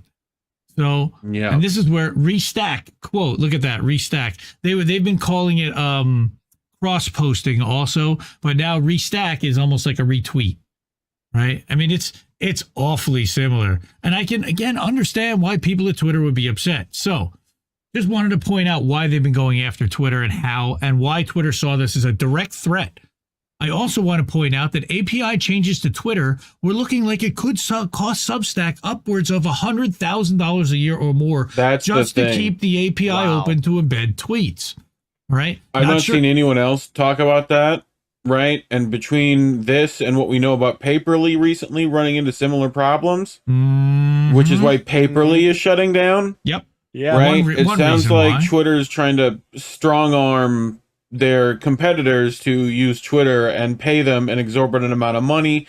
We've also heard talk about Twitter do stuff like what brand checks, right? Yep. So like gold Nike, checks. that's it. The way I would describe this is it's simple. It's like that episode of The Simpsons where Homer created a online business, and obviously he didn't know what the hell he was doing, so he gets a knock from Bill Gates and says, "I'll buy your stuff." And it's like, oh, great. And Homer's like happy, like, yeah, sure, you could buy it. And Bill Gates says, like, everybody always does that. And then they proceeded to trash everything that was in Homer's office. And it was like, why'd you do this? And he says, just because I hate competition. Yeah. Yep, that's what Elon's doing. So, and it's like Silicon Valley. So, but again, $100,000 a year. They're talking about $40,000 a month for businesses potentially in an expense that they get free right now to keep that API open. And that's a tremendous value that Substack offers to their readers or to their writers to be able to quickly and easily embed a tweet. And it's great. But Substack also recently announced that they were opening an ownership model for writers to buy into owning a small piece of the platform where they contribute for as little as $100 as opposed to Musk owning Twitter. No, they're not going public. No, they're not going public. But they're allowing for shares. You can buy shares. It's like a co-op. Right. Yes. Oops. Yes. More like a co-op. So Twitter is doing what it thinks it needs to in order to protect its business model and proprietary advantage, and it will likely backfire as it will engage fewer users than before. But I will also point out that Elon has a history of overreacting, and you've pointed this out to me several times, Reef, that he's got a history of overreacting initially, then dialing it back. Look what happened with Mastodon, and then he looks like a big hero for listening to everyone. Yep. So I did put together. I could understand overreacting. I mean, that is that is here's the thing. We are all guilty of it. All right. Look, okay, and again, I know there's a lot of people not a fan of Elon Musk, but I see that as a human reaction because we're all human. And that's as far as I wish to go. But he did overreact in regards to what Substack is doing. But he did go on the record saying that Twitter was going to be a platform for free speech. I think it puts Twitter in a bad light that Terrible. He is systematically going after Substack. Because, again, there's a lot of, journalists, commentators on the left and on the right, libertarians and socialists that use Substack, and they are on Twitter, and they have a huge Twitter following, and that Substack is still in its infancy. But by doing this, Elon Musk, you're proving yourself to be no better than the original management that was running Twitter, who were following marching orders from various government agencies to silence and suppress other free speech supporters and journalists and activists who are speaking truth to power. So, in other words, Elon, if you want to prove that you're different than these other people, the right thing to do, the correct thing to do is just, look, you overreacted, take a step back, have a sip of tea, and he can be a good boy, though. He wants to be a good boy for all his masters, okay? So he's not going to do that because he's an Intel simp. But on October 26th, here's the timeline. He took over Substack, or he took over Twitter, all right? And all of corporate media goes crazy. They go to Post and Ghost and Substack and Mastodon and Medium, and they start exiting the platform and freaking out about what right-wingers and why the playing field was leveled. They were starting to get banned and suspended, and they weren't protected like they were before. So Substack sees this meltdown and makes an appeal first to publishers on October 31st, bringing your Twitter followers to Substack. Very innocent and very kind of non-confrontational, but at the same time, instructional on what you can do. Happens to be just after Elon takes over. And then we have this inflammatory about that you don't own the platform, that if you're into reading and writing, few games on the internet for more fun than Twitter at its best. This is a great article by Hamish, who is one of the co-founders of Substack. Outstanding article. But it certainly declares war on Twitter and tells them that we've got them directly in our sites, and we want to empower publishers and creators, which I'm a fan of, but I also want to be part of a community. They are one of the largest social networks, and I thought there was a way that they could potentially work together, though people point out that Elon's not exactly trustworthy, and they said that they're not obligated to do so, but I see both sides of this. When they released chat for iPhone, all right, they said it's a new space for writers and creators. This was like their first attempt to take on Twitter, and it failed. It really has not taken off the way that they had hoped. It was only available in the mobile app. Now it's available on the web as well. And it's been weird because people don't know whether to use chat or comments or where they fit in both places. But they also, the same day that they announced chat, that's when Twitter said that they were shutting down the Substack competitor. So Substack should have started to back away in my mind, on top of the fact that when Elon picked Substack writers to publish the Twitter files, it looked like he wasn't necessarily going after them, but at the same time, he might have been going after them like a little bighorn. Like, I'm going to take all your writers and get them on board, and then I'm going to try to make a play to buy your platform. That could be too. But then, it is also something to point out. I see your point, Indy, where you're calling out like, hey, look, I see both sides, right?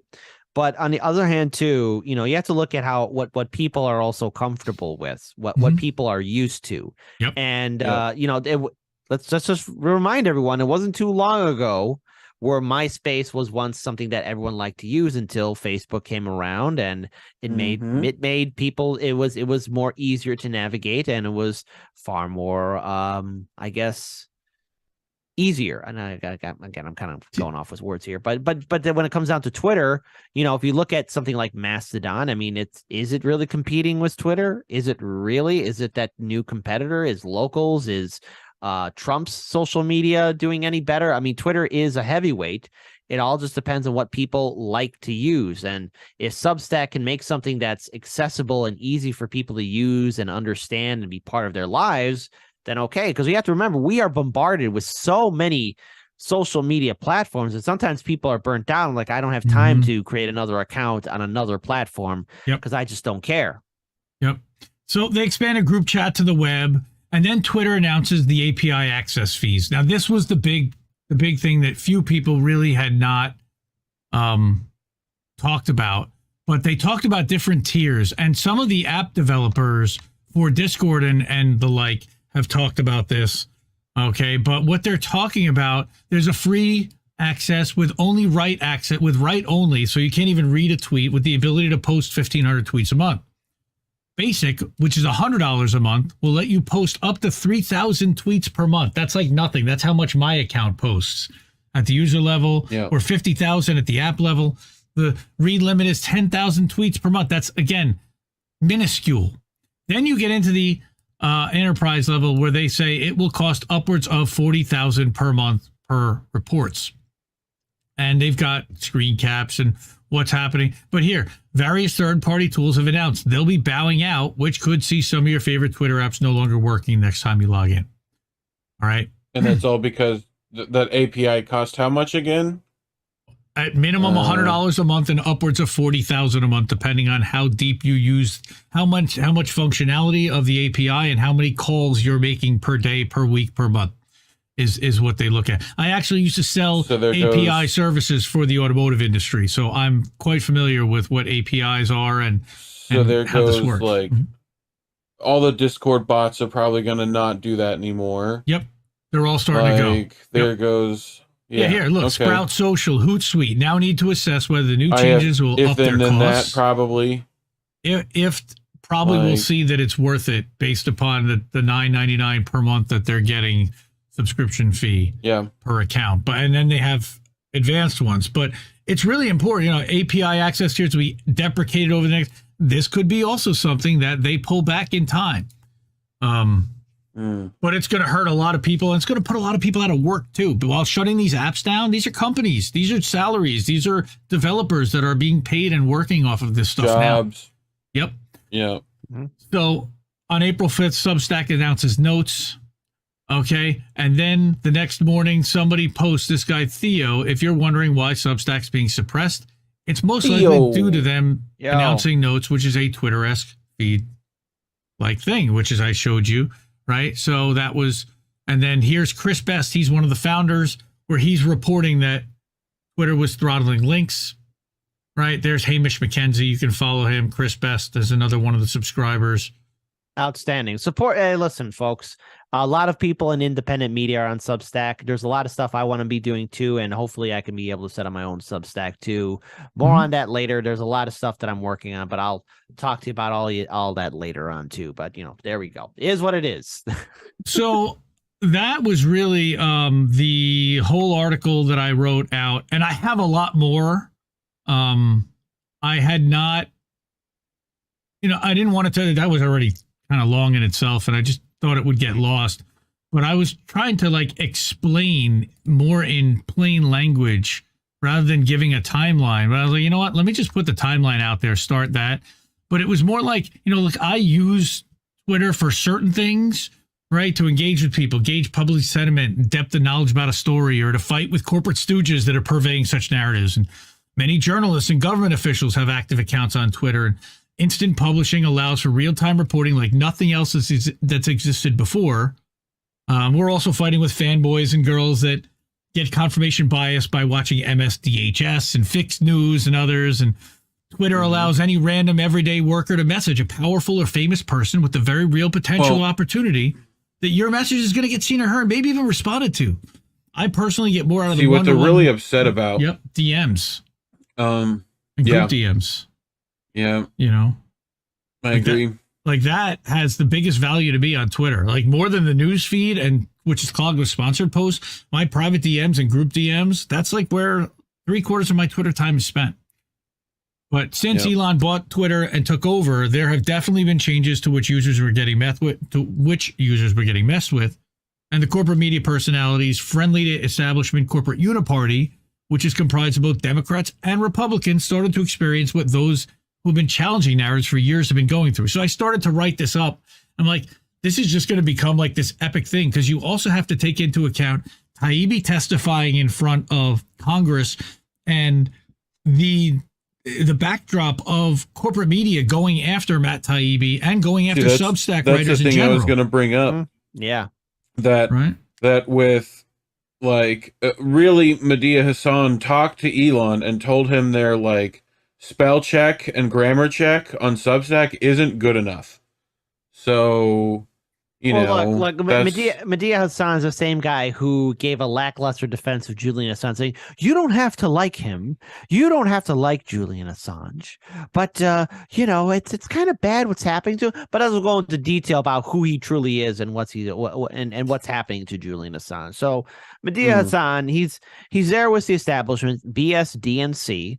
And unfortunately, we see so many people who were cheering at the fact that he was facing off against Matt Taibbi, and there were people saying, yes, corporate media, you vindicated my life again. You have told me things that I want to hear, that all these people are just bad people. When in fact, no one's looking into the real story of the Twitter files, and that is, holy cow, there's a lot of censorship happening on Twitter, but also the same thing was happening on Facebook. Mark Zuckerberg admitted that on Joe Rogan's show. So all that stuff happening on Twitter was also happening on Facebook. Yep. Is anyone going to talk about that? Amen. Oh, dude, it was so much worse. And they've cut down, they shut down groups with tens of thousands of members with no warning, no nothing. I mean, I've heard all kinds of nightmare stories, but...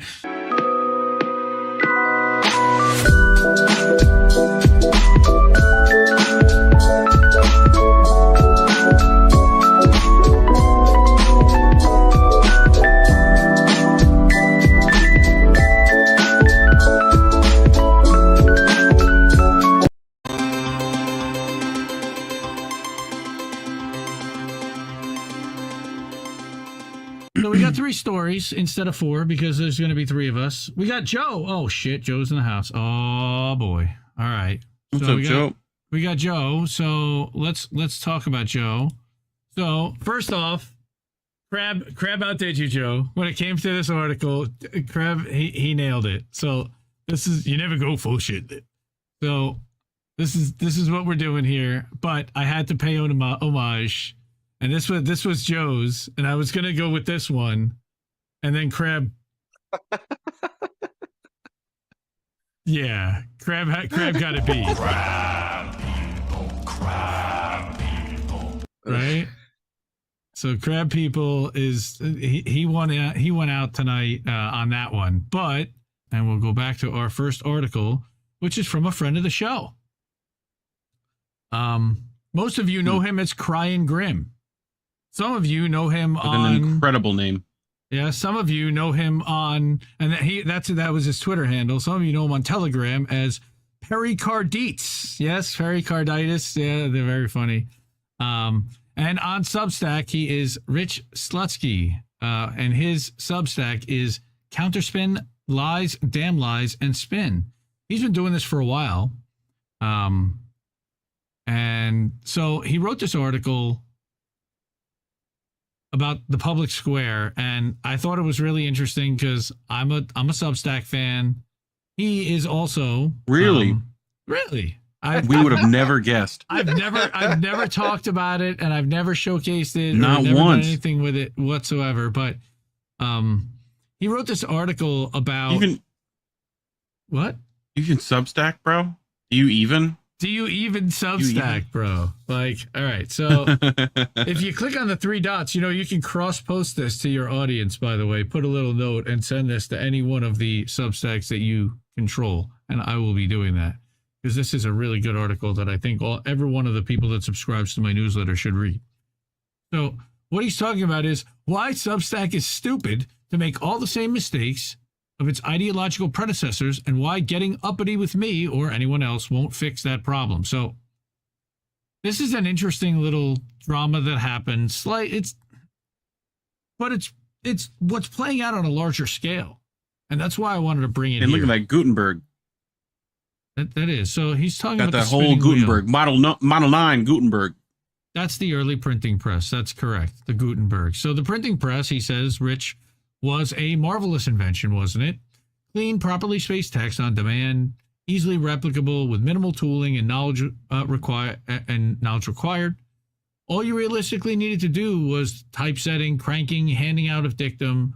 It was one of the few technological inventions to genuinely deserve the title revolutionary, for as much as we hear that word thrown around meaninglessly in Silicon Valley these days. So, Speaking of Silicon Valley, there is an incredible museum there in San Fran where it's like of printing and like bookbinding. Very good. You should check that out. They probably have that printing press there. I'll bet they do. So, But you also said dictum, FYI. Very funny. Actually, There's Rich wrote Dr. Nick in the chat. dictum. He might have written it just so that I wrote it. There's just so that I had to say it. And he's probably watching now, or he's going to watch on clip. But so book transcription and publication, let alone translation, would take years, perhaps one's entire life, before the invention of such a machine. Yet, just 550 years later, the personal computer had already unseated it and made it largely irrelevant.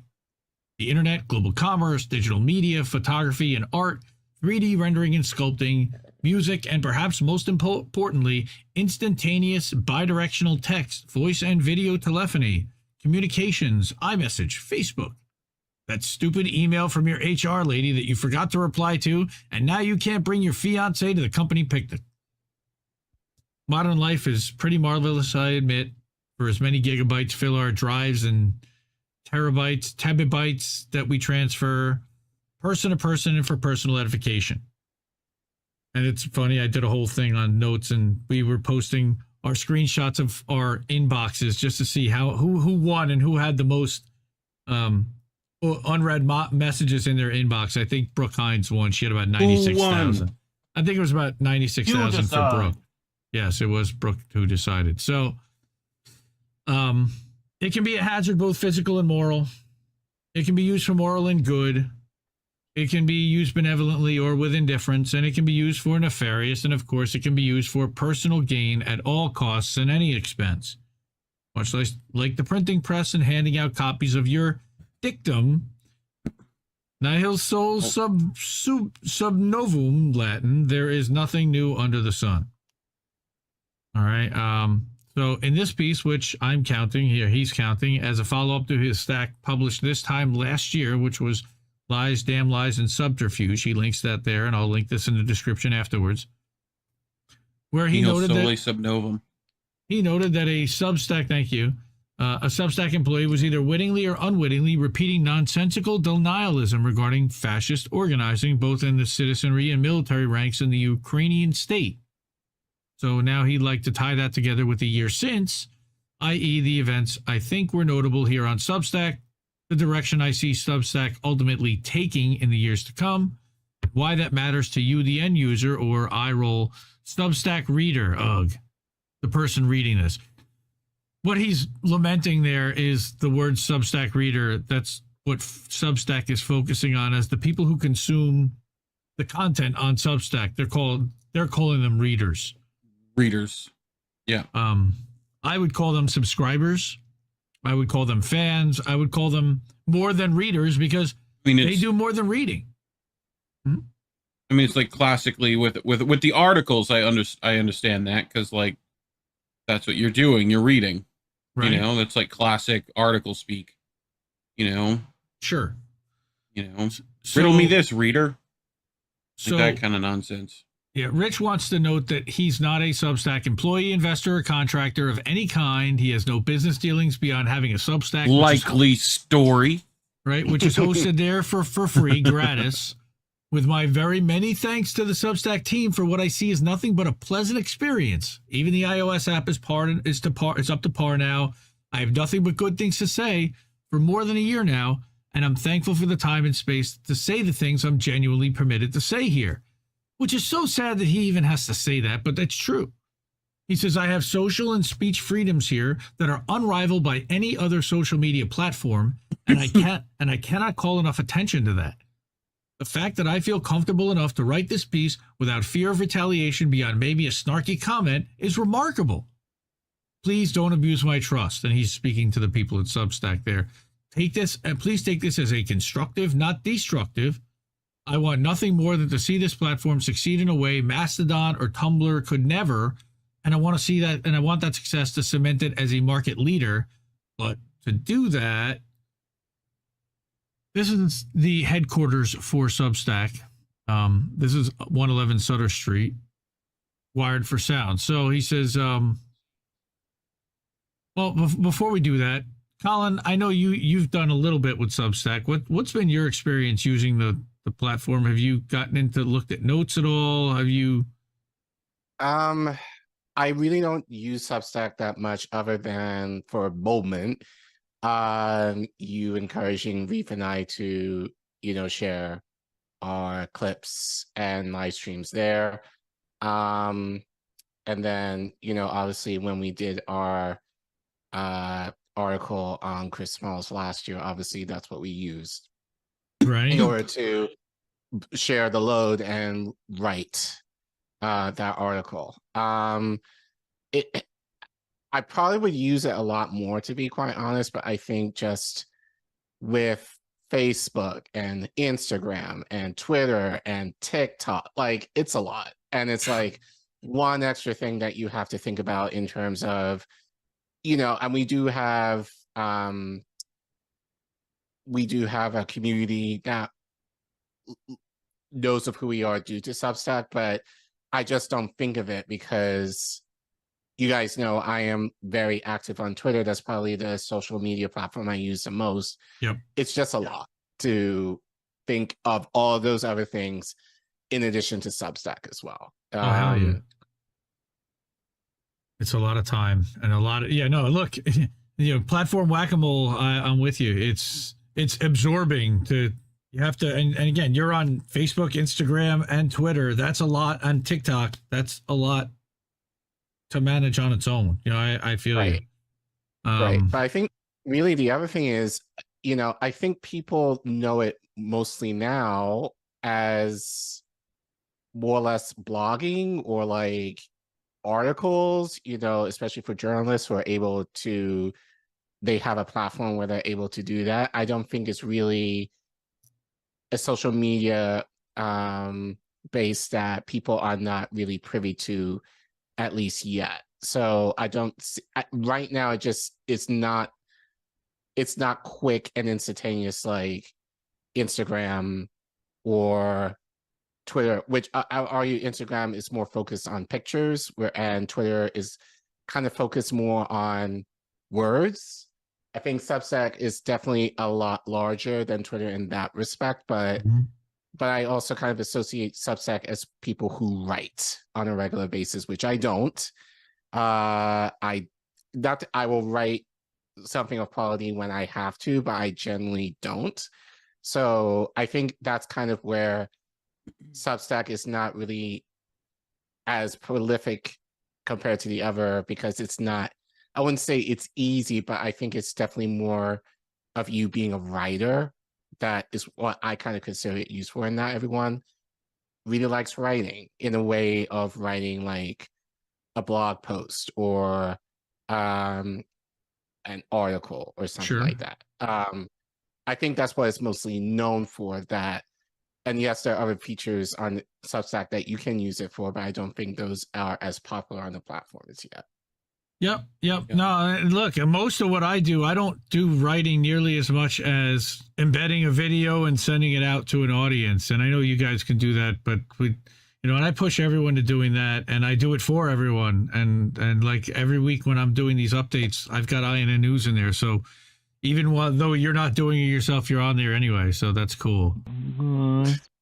So, but what happened with here on Substack, on notes and what's been happening is, first of all, I've been talking about this, but access to the founders and to the people that build this thing, to the head of product, to the CEO, to the COO, and they're listening on notes and they're building out, publicly and listening to the user base and trying to adapt and build based on what they want, which is really cool. So what Rich is talking about is that when you have a business, you need the basics. So 7th floor office in Belden Place, cubicles, drones, copy machines, coffee machines, etc. Right, but you also need things like coffee, vision, courage, and respect. Coffee. Respect. We're coming from Jersey here. All right. RESPCT. So in his recent Substack post, the Active Voice episode with Hamish McKenzie, he featured the brand feature Taylor Lorenz of internet and corporate media fame, presented her as a serious intellectual and writer with authority. It reduced her harassment. It reduced her harassment and doxing of people to mere controversies on notes, and largely glossed over them, painting her in a very pleasant and not at all harsh light. This is a person who was fired, accountability, from a 6-figure media career with a large corporate establishment due to her antics. So this is to put aside by many other questionable behaviors online from her very recent past, including role reversal and self-victimization, something psychological and emotionally abusive people do to abuse other people. So I wasn't even really that familiar. I know people talk about Taylor Lorenz. Like, what did she do exactly? If you remember, so here's what she did. She doxed the libs of TikTok creator, and this is the New York Post from. Yep. And then she went on the news like after that, being like, "I'm the victim." Yeah, yep. I remember this. Yep. So this was last April. All right. So broke down in tears on MSNBC, published an article, got fired, started a Substack. Apparently, it's not doing that great. But getting back to the article, so Hamish features her in a podcast because she's somewhat of a name, and he's going to explain kind of why. But so absolute shameful. One would think. What kind of vision does this portray to the likely investor? What courage does it take to feature someone who already had a globe-spanning platform and blew it spectacularly? What kind of respect does it show to the grassroots who have supported the website and have far more intellectual and writing clout to feature someone of that ilk before them? What does it say to the user base when the staff don't take this criticism on the chin, but instead lash out at the user base, going so far as to single out responses and use schoolyard ad hominem nonsense in order to deflect from the criticism? Is that a brand that's going places? And specifically, is that place the shitter brought to you by Pfizer? And hopefully not, because it's been one of the places that you could actually question Pfizer. And it's one of the most prominent places where I find people questioning and posting Pfizer and anti-big pharma science and the science of the testing and questioning what happened with COVID all the time. So I don't really see it from that angle, interviewing and platforming a Taylor Lorenz. I have my own angle on why, but I want to get through this and then we can talk about like kind of where this is, not just in relation to Substack, but all the platforms, and who they seem to be pushing, amplifying. And it's happening over on Twitter. I mean, we know this guy Mario apparently has been like kind of buying followers or something. So, and amplifying himself. It's a me. Yeah, it's a me. Yeah, that's right. So you've got an old clip from internet. The internet is by no means short of good communications platforms with awful, questionable, or just plain dumb corporate teams. One only needs to take a short drive away from Sutter Street to the Meta campus or walk from there to Cupertino or Mountain View. That's headquarters, by the way, for Facebook, Meta, and Cupertino is Apple, Mountain View is Google, or Alphabet now. See the end results of such terrible mistakes from the street level. In the case of Meta, it speaks to lack of vision. Facebook and Instagram started with ambivalent intentions, connecting people. After a while, it became about monopolizing that user's information. And the brand soon after lost vision, consuming Oculus and finding itself in the metaverse quagmire, a place it's not even its own employees want to be. Giggity. Right? The lifestyle company, as Intel CEO Pat Gelsinger once called them, faces a similar vision issue. That's Apple he's talking about. But that's more about the cost and complexity of the damn thing. Their real problem, even for being the company with the biggest market cap in human history ever, remains a company that is too sure of itself and stuck in its ways. It has no humble. $3 trillion market cap at last check, per our brother Angel Rivera, who's probably in the chat as well. The bigger they are, the harder they fall. Go ahead and look at the iPhone range from the last 7 years and tell me about iterative, even if it is the best selling thing out there. It literally is pretty much the same device. It's just they've been upgrading the software better. Mountain View was so obsessed with turning a dime and increasing revenue that it would gladly sell your grandmother to Raytheon as cheap labor if it could legally do so. It has no issue doing legally spurious things in order to profiteer and monopolize. Hell, let's go back to the Substack offices and just go down the hall to Turo, the company that lets you rent your car, yes, your car, to someone else. I hope we all know why that's a bad idea, just in theory. I know why that's a bad idea. Letting a stranger drive your car on some third-party weird insurance. And I believe Turo, is that the one that was only silver Audi A4s? One of them is only silver Audi A4s, if I remember correctly. I have no idea what that is. One of the rental car companies. Like you can get anything you want as long as it's silver Audi A4. Okay. Kind of like the old Henry Ford. So in the past month since the Substack WeFund round and other funding ventures in Q1, it lets you rent your car to someone else. Gotcha. Right. Exactly. Kind of like that's dumb, but yes. Yeah. Well, the idea is it sits in my driveway for 90% of the time, and I don't drive it. Mm-hmm. It's like, what's that? The hotel thing where you can stay in the room that I have loads of boxes in and a mattress. Like Airbnb? That's it. Yep. Right? Like I've got a shed out back. I'm going to put it on Airbnb, Right. Um. So the company that Rich feels has struck a decidedly different tone to the one it held when he arrived in January 2022, or perhaps it became more bold in one that it was otherwise reserved about. As mentioned, I took exception with the podcast with Taylor Lorenz, but I also have concerns that run much deeper and all stem from the same place. So I don't know this meme, but apparently it needs no accreditation, according to him, the no bitches meme. I don't know this one. You guys? Oh, me neither. He says, again, Substack is but a budding brand, still finding its voice. It lacks the brand cachet of a Tumblr, a Twitter, or a Reddit, websites that have been established for untold decades, even though those come with their own baggage and problems.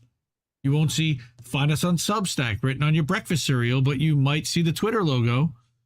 You don't see many brands here, though you'll find some people who work for various businesses and so-called nonprofits, quote unquote, representing their interests. You'll find their brand on Reddit and Twitter and maybe even Tumblr if they're like Wendy's and they're a little edgy.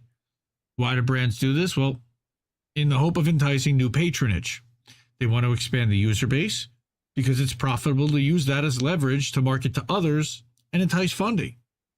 Why do I mention this? Well, the website is clearly in an awkward period where it's too small to really monetize, but too notable to allow it to remain in the Wild West, as some call it.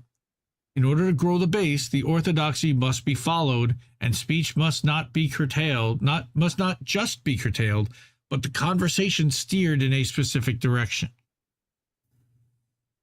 Again, I take umbrage with that, and we're going to talk about that. But this is Rich's take and opinion and his perspective on this. That unfortunately, as Twitter learned, the only people who care about this preordained neoliberal gospel are the already wealthy, types like Ms. Lorenz, their few sycophants, some bots the wealthy, few paid for, and a crowd of opposition. So, unless the traffic Substack is hoping to gain is the user base storming into the thread to point and laugh and call attention to the wrongdoings she did to others, which doesn't seem to grow the user base in any way. It doesn't appear that Ms. Lorenz brought any considerable audience with her, given her own Substack has less traffic than another of my least favorite people, Robert Reich. Look. Yeah, right? So I'm not sure prominently featuring her was the draw that the team was hoping for. So he's wondering, like, why, right? And I'm wondering that too. And he says backfired spectacularly. And yes, a week or so ago, there was a joke going around about a Substackified dating site. I actually called it Only Stacks with 3 X's for writers to connect. Before that, we had the introduction of Substack Notes, a platform I enjoy but can't help but feel is merely cribbing the olden days of Twitter with some UI tweaks. And that's 2012 to 15, like when it was good. For what it's worth, I genuinely do enjoy this feature and use it a lot. As do I personally. That's Rich saying that, but he and I are very prominent and we're two of the more outspoken independents on the platform that I've found. Anyone who subscribes to this publication will know that we publish far more notes than stacks, and this will likely remain. It's a great sub-platform to expand one's horizons, engage in fair and honest discussion, and level criticism where necessary and praise when due. I would say he levels a lot of criticism, and I love him for it, but he's a big critic out there. He's got opinions, and I love him. So he says, we are not unfair or unkind as the user base, though we can be extremely critical. In the case of a growing fluff podcast with Taylor Lorenz, I have yet to see any criticism of the conversation that was unfair or just plain old mean spirits. I saw people pointing to her past behaviors. I saw people making mention of the light and friendly tone from Hamish. I saw people wondering why she was featured at all, given the severity of her past. I personally don't mind that she's here on Substack, as I and many others are happy to be. I merely don't understand what about her was meant to be a draw. If anything, this would be toxic to a brand. It makes me wonder if the vision isn't to merely rile people up in any way you can, which is the CNN way, and which, to be frank, sucks Rank Summers' ass through a hose. Yes. Yes, and yes. Totally agree with all that stuff, really. What do you guys think of this so far with Taylor Lorenz and Substack and being featured on a podcast? You know, platforms featuring writers that aren't necessarily in public favor, but with most groups, but with a certain group of people. Yeah, it just reminds me when Max Blumenthal went to the TrueCon conference where he confronted Rachel Maddow. Rachel. Right. And I think after he got kicked out, I think Rachel said something regarding him, something towards the lines of that Substack Coming to a journalist. Substack near you. Oh, coming to a Substack near you. Yeah. So, I gotta add that to the soundboard. Someone send me smug. that, please and thank you. So smug. It also reminds me of recently, everyone's favorite nice robot, Lex Friedman, decided to talk to Netanyahu, I think. Yeah. Right? And like their argument is kind of this, I believe in the power of conversation and blah blah blah. It's like, yeah, there's some people you shouldn't conversate with. Like they don't have anything worth listening to. Yep. You know? So like I'm not going to go talk to a like person who's literally genociding people. I don't think that what they have to say is, I mean, I know Taylor Lorenz is a bit, you know, not as evil as she's not genociding like anybody. Benjamin Netanyahu. Right. But I feel you. But I feel like that's the like Substack is taking that like, oh well, we're willing to have anyone and talk to anyone, and like there is limits to that. Yeah, well, which I feel like, given Rachel Maddow's comment to Max, it's viewed somewhat as a lesser than platform. Like it's a nobody platform. Like if you're not, it's where the crackpots go. Actually, it's worse than a lesser platform. It's where all the crazy people go. It's coming to a crazy person place near you. It's kind of like the new 4chan to them. It's similar to like Roseanne Barr right now. They're letting say all sorts of things. And when everyone's already written her off as some crazy lady who's on Ambien all the time, you know?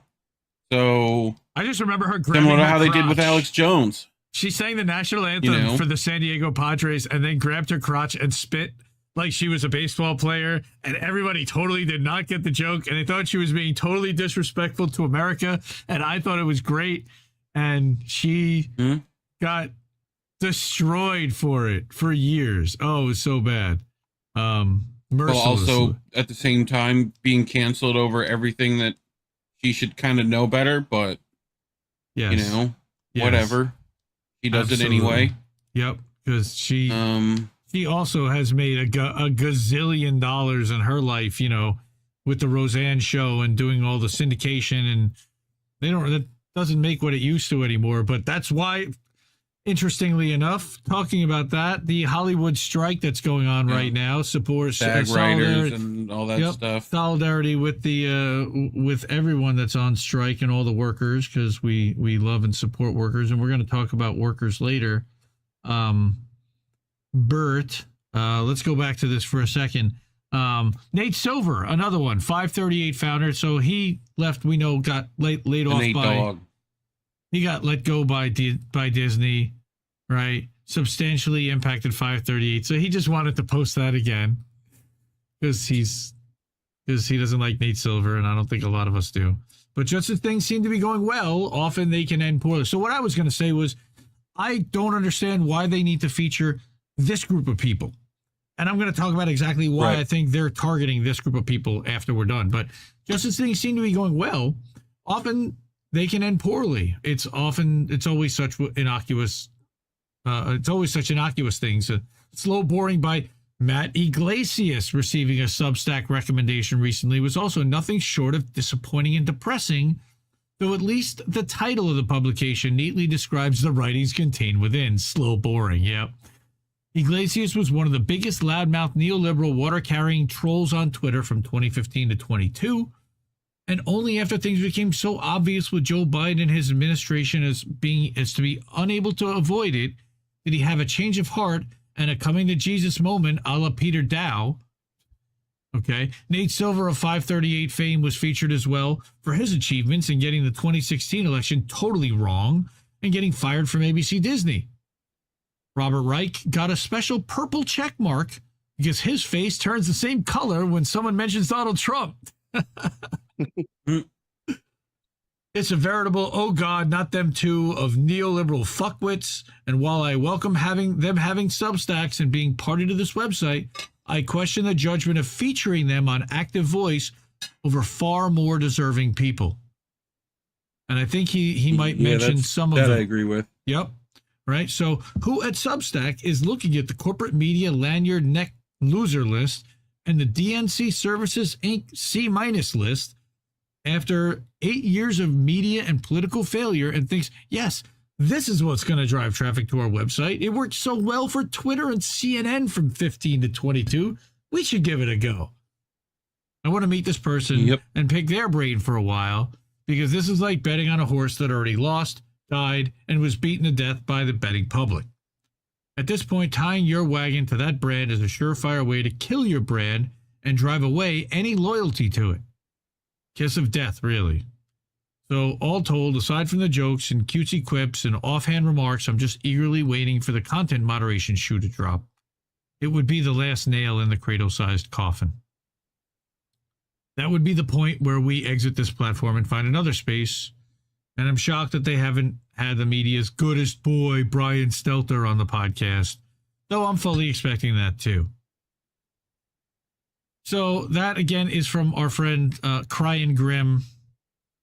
So someone asked, so what do you mean that stupid email from your cousin that you forgot to reply to and how you can't bring your company thing? I can't figure out the bridge. So he explains what that means is that you and your cousin work at the same job, and he's in HR and you aren't. I guess this is very personal to him. He says, I reworded that to avoid any confusion, right? So anyway, that's a funny and a good thing. And I wrote this whole discussion out. I wrote this whole discussion of this whole response out, and then I went to look at something and I clicked somewhere and I changed the window and I lost everything I wrote. I wrote like 2 whole paragraphs about stuff. But so here's what I think is going on here. Why is Substack featuring shitlibs? They've been making a play at Twitter and going after Twitter's user base that's exiting the platform, number one. Number two, they're also making a play at people who are looking to start writing and go independent from corporate media. And most of those people, because they're in corporate media, are shitlibs. They have a relatively big name, or they are a household, somewhat known name by some people, rather than someone like you or I or INN who is starting out from scratch. Well, and the main thing is, and unfortunately, shitlibs bring money. So it doesn't mean you have to go looking for that. No, it doesn't mean you have to go looking for that. But I think, unfortunately, and as I say all the time, doing the right thing doesn't pay you. Like, you essentially, depending on what you're doing or what industry you are, you have to somewhat sell out if you want to make yourself viable, unfortunately. I mean, this all sounds like excuses. Sort of. Like, they know that it's wrong, but that they're doing it anyway because blah, blah, blah. Except that a couple things. First off, why are they not amplifying the writers and creators that have built this platform from the minute that it was created and have grown with it? Now, the purple check means that you have more than 10,000 monthly subscribers, by the way. That's what the purple check is for. So Robert Reich is one of the more prominent names on the platform. I think Judd Legume over at Bean Boy, I think he's an orange check, which means that he's got more than 1,000 or 5,000. So they've now put this tier system in place to tell you who the writers... If green check's not 420 subs, I'm going to be pissed off. Oh, it's definitely not. And I'm telling you right now. What if you get your 421st? Then what happens? Now... Well, I mean, it's just like, what if you get 10,001? Then what happens? No, it starts at 420. You get the award. You get the green check at 420. So you hit the next tier. So Chris is the founder, one of the founders over at Substack. And Grandmaster. For some reason, his note is not there. Oh, that's because that's not the right one. This is the guy. So he's over on notes, and I'm trying to find the note where he kind of lashes out. Here it is. So let me go back here real quick. Chris Best is the CEO and co-founder of Substack, and I am a fan, and I really appreciate how he listens, how he engages, and he has responded to every question I've asked him, liked posts where I've tagged him, shared stuff, and again, really appreciate the engagement and the fact that he supports people that are on the platform. I wish that he supported the little guys more publicly, but he said, I'll admit that I'm a bit surprised about how mad a few people got that Hamish had Taylor Lorenz on the active voice. I expected grumbling, e.g. about the Richard Hanania episode, and Richard also has been like convicted, and he's really, but he said, I'm sad to see how widespread the I'm mad you talk to someone I don't like argument has become. It's not that someone I don't like. You're giving a voice and you're establishing legitimacy for someone who has doxed and not been reputable as a writer and as a journalist. So he says, thanks to everyone who jumped in to support the idea that it's interesting to talk to a variety of people, and also to everyone who just skips the episodes they don't enjoy. I'm proud of Hamish and I'm excited for what's next. So that got some responses, let's just say. And here is Richard. I was not surprised either. Richard, and I'll talk about Richard in a little bit. I'm not, I don't remember exactly the story, but I remember that it wasn't good. And I know that our friend cried. You can see that I'm a bit surprised at how they're promoting writers who are already established rather than ones within the community working hard to become established. That's right. That's my biggest contention here. And trying to piggyback. Now they have gone after hard the neoliberal journalist community that was on Twitter and has decided to make an exit for Blue Sky and Post. And I think that this, in the podcast world specifically, because I think that most of us are not really in that podcast world, we do more live streaming than podcasting, though this is a podcast. I think it gets 25 listens a week, whereas we get hundreds to thousands of views on our live streams and clips every week for it. Rich did have a feeling and a response to Chris, and he says, I'm going to be honest, this platform continues to focus on PMC neoliberal ghouls, Reich, Lorenz, and so on. And they aren't adding anything to the discourse here. There's no audience it's playing to. In fact, if anything, it may be losing this brand credibility in the eyes of us who've been skeptical of these horrible people for years. Now, Jordan Schachtel over at the Dossier, which is another Substack that I subscribe to, he had something to say about that here. Maybe it wasn't here. It was over on Notes as well. But he's like, oh, I guess they're never going to feature my work. And I can understand why he would feel that way. Substack Notes is a great platform. By the way, this guy, Mills Baker, is awesome. He's the head of design and product. Big fan. He also responds to a lot of stuff. And they're building in public. You know, CJ Hopkins, that's one of the writers I would like to see them feature, for example. Here's Steven Donziger. We're going to talk a little bit about Steven Donziger later. He's going on a tour, folks. Mm-hmm. Yep. Okay. So this is just now what I like about Substack. One of the things with Twitter, you can following. That's your subscribed. So all the Substacks that I subscribe to, the people who are on Notes, that's just the people the things that they share. And then these are my subscribers, or the people who subscribe to my Substack as well. So Jordan Lee Cantor, who restacked that, thank you so much for subscribing, Jordan.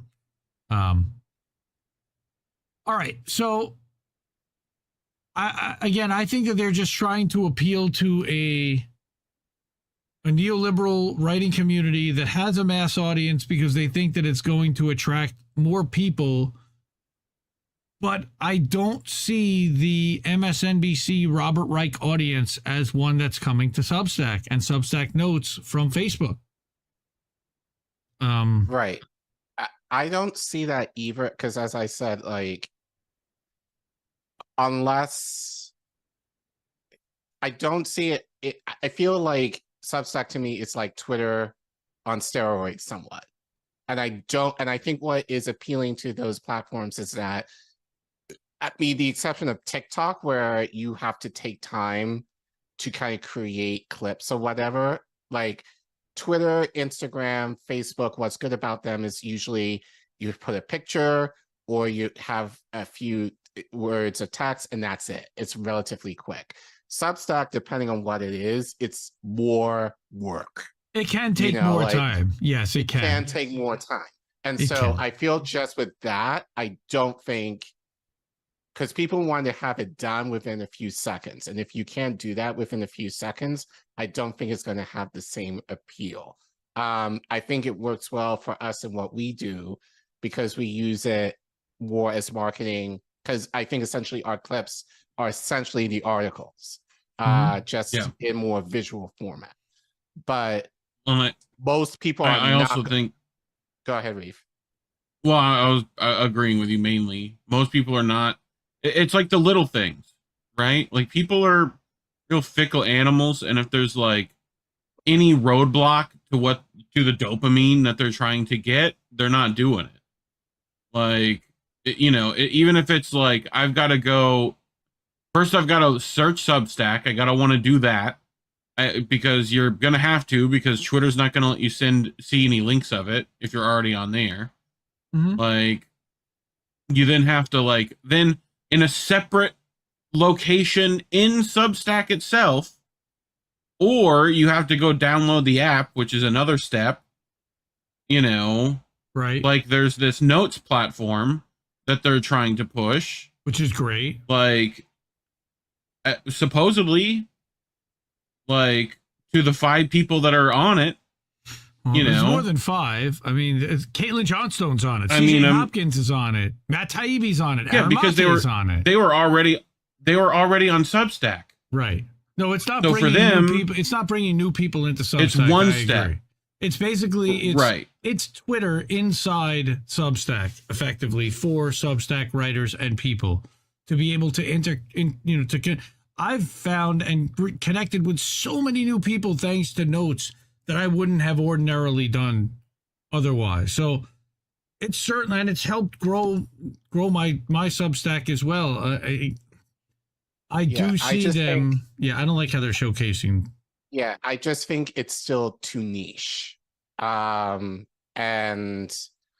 I don't think it's going to attract the people in a way that Mastodon has, that Blue Sky Social has, because those platforms are easy and more user-friendly to people to use.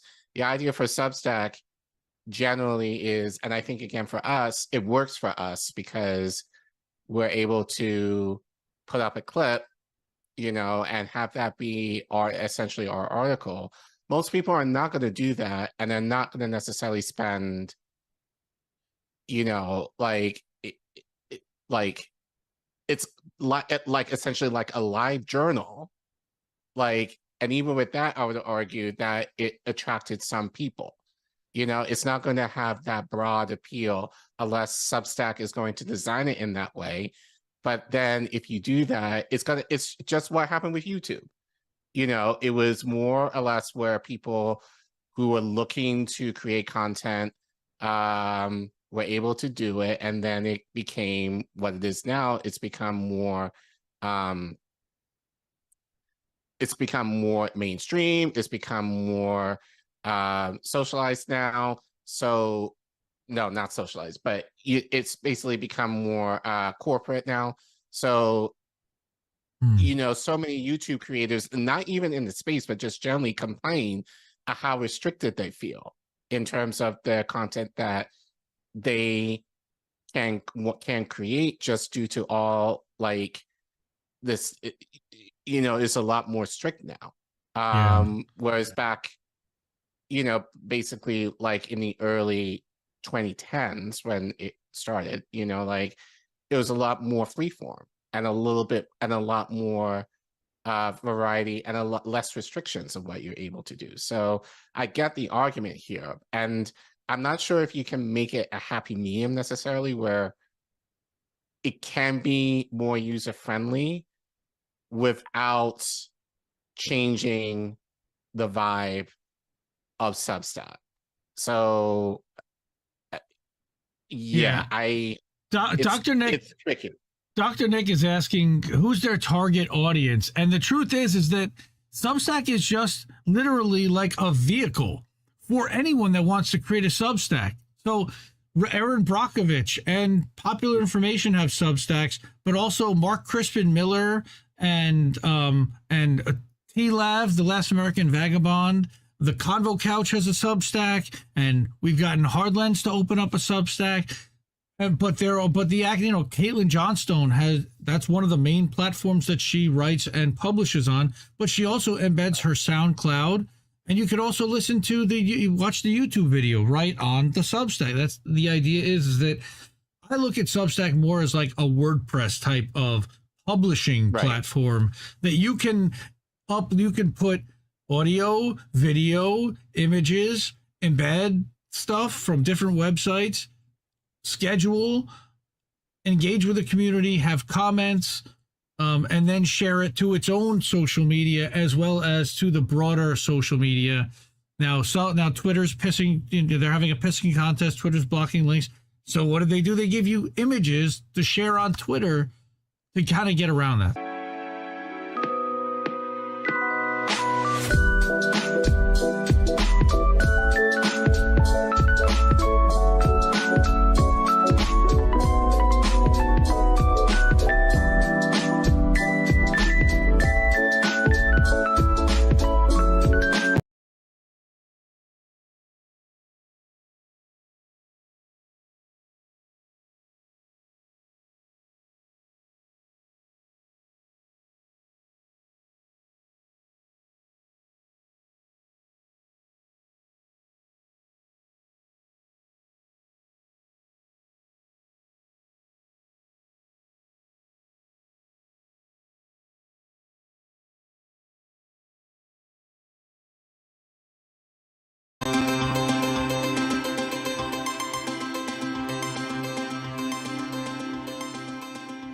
Censorship? Huh. How about that? As a platform, let me show you some censorship. And this guy sitting next to me did some work yesterday. As we are tooling around everywhere and doing all our things that we're doing last night, Reef turns that could be taken out of context, but well, yep.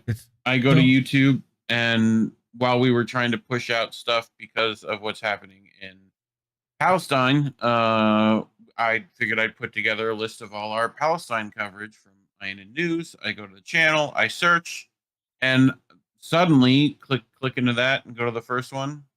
Go. We get The Guardian. We get WION. We get Guardian again. What's going on? Hit next. But then we hit, type a slash Palestinian. afterwards. You put a slash. Suddenly our all the channel search. Now what Reef did was Reef actually slid over in our channel. He's on the INN channel, slid over and did a channel search. This is not a YouTube search.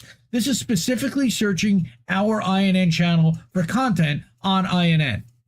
And yet, when you search that word, it's serving corporate media and not INN. What the Israel too? Yeah. Oh, by the way, not just Palestinian. Back out of that. Yeah. But also Israel. Yes, sir. Yep. Scroll down. Okay. Like there should be someone put a thread reader if you keep scrolling. Oh, wonderful. Someone tagged. Luis. There it is. Click the comment on that. There's no reply. Where's it at? Do you have thread reader blocked? No. Why would I have thread reader blocked? Did Angel do it? I don't know. It's in there. It should be. Just click show more replies. Keep show more. Look at this. Look at how. Just look also, by the way, at how Twitter is hiding the replies to this suppression. So no. Hodgeman says, "I'm not seeing this." It should be on the comments under that video. I'm also not seeing this. However, check this out. What is happening here is that Crab searched the great music for dogs. And look at that. It's serving corporate establishment media. All right. There's our friend Wandering Jack Wolf and Cheese Slice, who I talked to yesterday. He's producer for Pasta and the Convo Couch. Our friend Amira, go follow her at the Empathic Times. She's great. Angel, and yeah, I don't know why this is not showing. I bet it's because Elmo is blocking links to Threadreader app. No, I think I looked and they were blocked for me for some reason. I had to unblock them. I think it might have just gotten auto blocked from something. I don't know. So not only is this happening when we search, so it might have gotten blocked that way. When we search the word Palestinian and put a slash afterwards, find it. That was correct. Also the same thing when he searched Israel, TBN, The Telegraph, CNN News 18. But when he searched with a slash after, look at all the INN content. And by the way, there's like 20 clips almost that have Palestinian related content on INN. And how did we miss that? And Reef put together an awesome thread with all the content for that. But it wasn't just INN. The Jimmy Dore show it was happening for. Interestingly enough, NBC News and TBN Israel, when you search Israel, it also was happening on RBN, Revolutionary Blackout Network, Guardian, Wall Street Journal News. Again, serving corporate media results on a channel search within the channel. It is purposely suppressing independent media channel searches that are countering the narrative to Israel and Palestine and serving corporate media that is in support of that narrative. That's what's happening here, everyone. Correct, Crab. Imagine trying to educate yourself on Israel's history from your favorite channel. It looks like we aren't doing any content about it. Right. And more importantly, that we're somehow sharing CNN, MSNBC, like... Well, no, it's more that because we don't show any results, they're going to show whatever they want to show. Go to that thread reader that I sent you. Okay. Thank you. You do have it blocked too, because it was under that comment. So interesting. I don't know why I would have blocked them. I love thread reader app.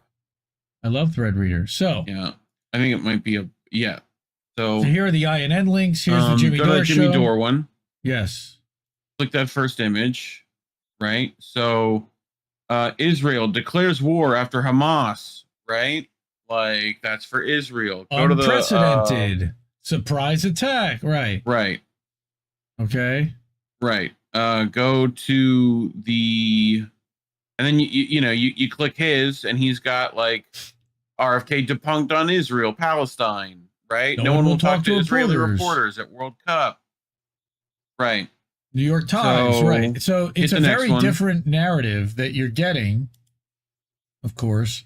So RBN, Black, right? Israel at war as Hamas militants launch surprise attack, right? Like the Guardian again, right? Militants, right? So, but then RBN, Palestine fights back, settler colonialism, doubling down on Zionism, right? Trigger warning Palestine. Just by putting a slash in there. Very different. Now, we did try Russia, Ukraine with this too. We went to even the shitlib channels. That's happening to their stuff too. Right. But not everyone's browser is doing it, but some people's are.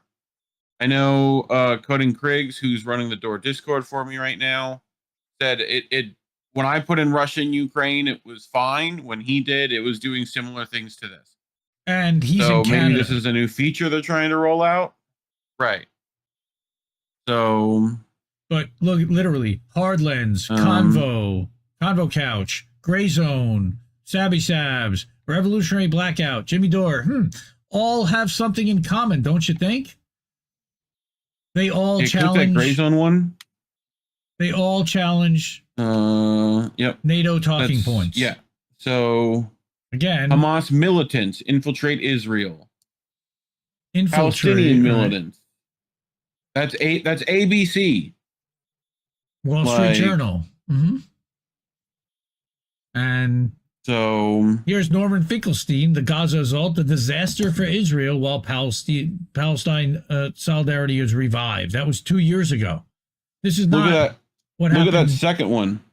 Right? That's East Palestine, Ohio. East Right, Palestine. but you were the one who were saying that like the reason why East Palestine was being suppressed was partially because of systems like this. Yes, that are suppressing the word Palestine in general. Yes, East Palestine, Ohio was definitely. I am using, in this case, I'm using Opera. Now what Reef is using, Reef is also using Opera. I tried Opera it personally. GX. Yeah, I used it I did it on my side in Brave and in Firefox and in another one. I don't remember which. I think it was Safari on my iPad, and it served me the correct results each time without having to do the slash. This is not happening to everyone, but how many is it happening to? And I know Krabs was doing it too. How big a story is he was this? able to do it on a completely other channel. How big a story is this? So already we've got some people saying that they can't. Here, music for dogs showing mainstream media content when you search Israel. Unbelievable. Here's unofficially ape. Same. Now, somebody pointing out, why do all of you continue to think that YouTube is not owned and controlled by the establishment after they've taken down accounts, blocked users, deleted Russian accounts? Who said? We didn't. Who said we don't think that? We're just reporting on what they're doing. And of course, there's always the person who's like, get on Rumble. Okay, we are. Don't see you there. We're there right now. Are you? Because Ghost Art's over there and has been since the beginning of the show and is the only person that's chatted the entire show. Same thing with rockfin.com/IND left news. And I will, once again, now that we've got 32 people here in chat, drop this in the chat. If you have not already subscribed, it is free. All of the content there is free. Every live stream there is free. I used to also upload all the clips there. I stopped doing it because nobody watches over there and it's a waste of time.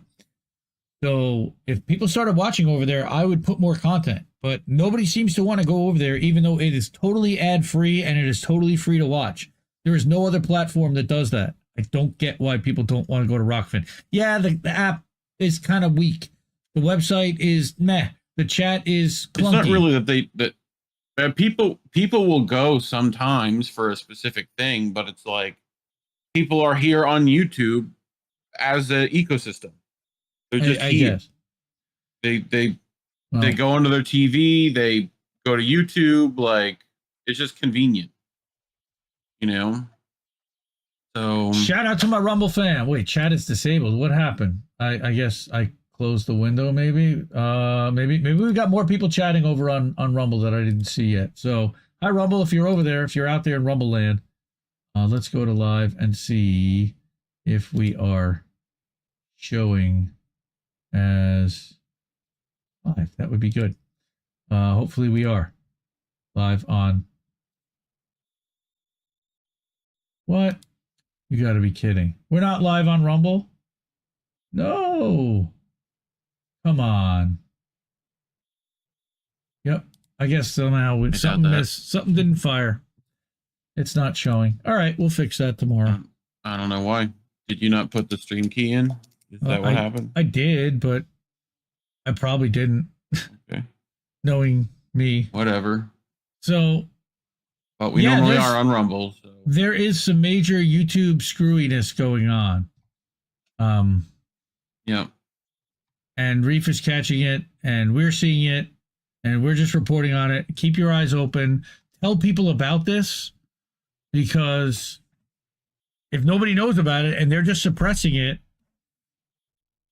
there's a lot of people that are going to be provided only one side of the narrative, and that's an argument that I was having with a family member literally today, which is that they were talking about how they were using straight propaganda from where they were hearing in corporate media, and they weren't literally using the word unprovoked, but they were using other language that was Similar terms. close to it, and it's like, okay, but you never even listen to the stories of the people that are inside the walls. So getting the one perspective from the people that are committing, in a lot of times, these atrocities, Right. yeah, that's Zionist not really, adjacent. that's really not going to give you like the complete picture. Yet you're calling me the one who's being propagandized. I'm trying to take in all the information possible, whereas the other person is just choosing to put their head in the stand about some of it, and it's hard to square. I'll tell you right now.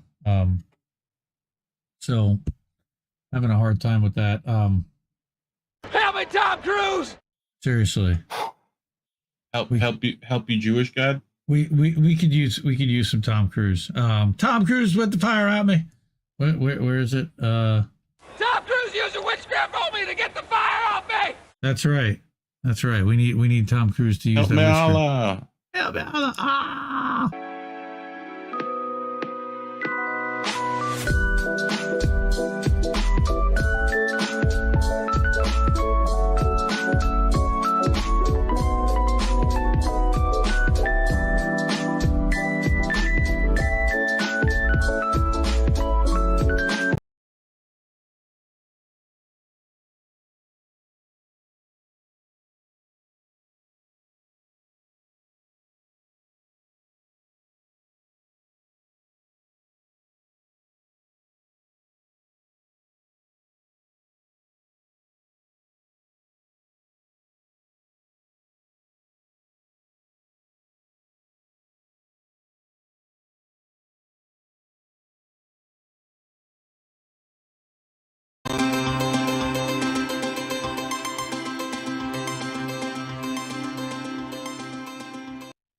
Rumble's fake views?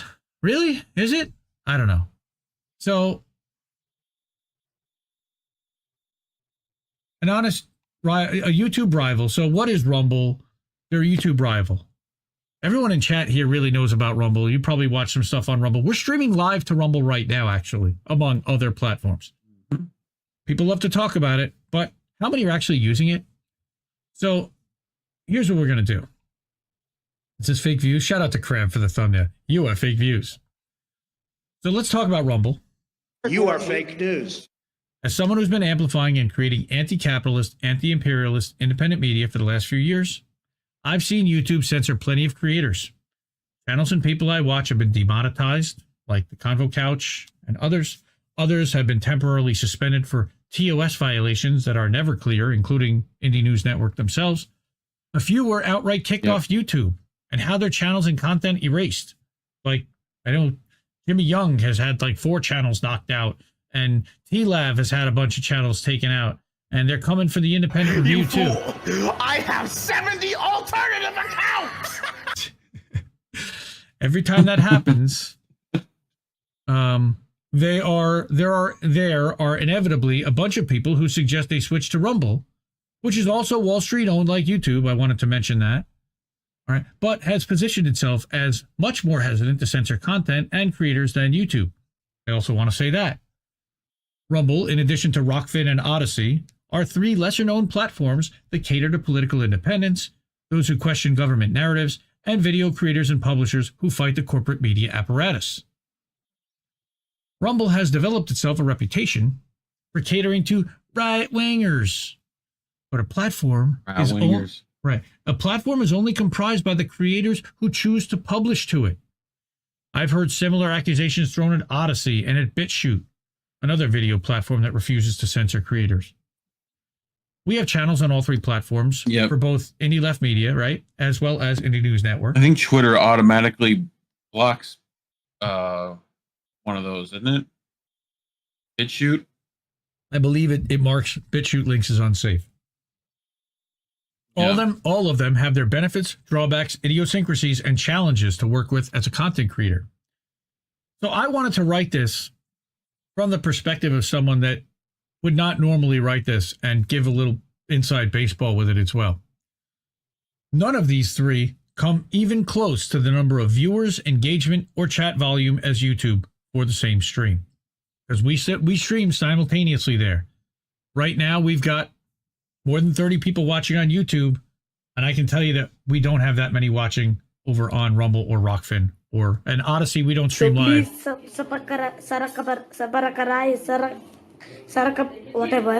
Whatever, that too. Yes. And the links are, of course, there. Okay. Our Rockfin channel, shout out to rockfin.com/indleftnews, has over 4,000 followers, yet YouTube crushes Rockfin in views despite only 1,850 YouTube subscribers. Funny, but our Rumble channel, which only has about 750 followers, consistently somehow rivals or beats the YouTube in terms of live stream view counts. Now, I have full disclosure here that I have no insider knowledge here. I don't own shares of Rumble stock. I probably should have disclosed that somewhere too. I'm not an owner or a shareholder. I have no stake other than as a creator. The only evidence of what's happening I have are my eyes, ears, observations, logic, and stats from my own channels, which we're going to share here, plus whatever's public. And I've got some public information that we pulled as well. Now, to be completely honest, I didn't really want to write this post at all. I like Rumble, but it was inspired by my buddy Rich Slutsky, who writes a Substack, by the way, lies, counterspin, lies, lies, and counterspin. I don't know. I'll put the link in the chat. Rich is awesome. Subscribe to him on Substack and Notes. He has the uncanny ability to inspire the following process. One, find an issue that's important to me. Then he peels at a scab that I've been seeing that few others seem to see, talk about, or care about, which in this case, people seem to not really care about, but I still think it's important. 3, inspire me to wax rhapsodic about it on Notes in a reply to him. Then realize that this really belongs in an article or even a series because it's too long. And then go to my dashboard and open up Create Post. So here we are. And here's his note. And I'm going to open this up. Oh, I don't have to open it. Good. So it says, headline figures. Rumble lost nearly $60 million in the last 6 months. And he wrote this in September, and that was over for the first half of 2023. Rumble video counts may not be entirely accurate due to pre-roll loops counting as views. Huh. I found this very interesting. Also, Rumble is wasting money on exclusive contracts, and it isn't profitable because of this. So Rich's tag was actually to the co-founders of Substack. To so fellas, what are some things Substack can take away from this critique of Rumble? I'm looking to the last point mostly, that Rumble seems too focused on securing legacy figureheads with lucrative contracts. I see parallels in your Substack election, and I would hate for you to go the way of the Rumble bird. That's funny. Instead of the dodo bird, the Rumble bird. So, like I said, this inspired me, and I replied, and it started me thinking, and I opened this up. Let's get ready to rumble! Isn't that later? No, it's time. Right, that's his brother. That's Michael Buffer, by the way. That's his brother. That's Michael Buffer. Not Bruce. Did you not realize that? Yeah. Okay. No, I know that. It was just you. Why did it pause that? Anyway. Well, that's cool. Finished it out. So I have lots of feelings about Rumble, and they must be doing something right because as I'm writing this, and this is what I want to talk about, the Associated Press, the narrative managers for the establishment, just published a hit piece about them and the content they refused to censor, mostly around the coordinated hit against Russell Brand and Rumble's refusal to demonetize and deplatform him at the request and behest and demand of the UK Parliament. Yeah. The corporate media and the establishment used the Associated Press. Now, this was on the night of the Republican presidential debate, the second one, and they published an article about, and here's the article, and I'm going to give it 1 second of view time because I don't want to give it much light, but RNC's live streaming partner is a haven for disinformation and extremism.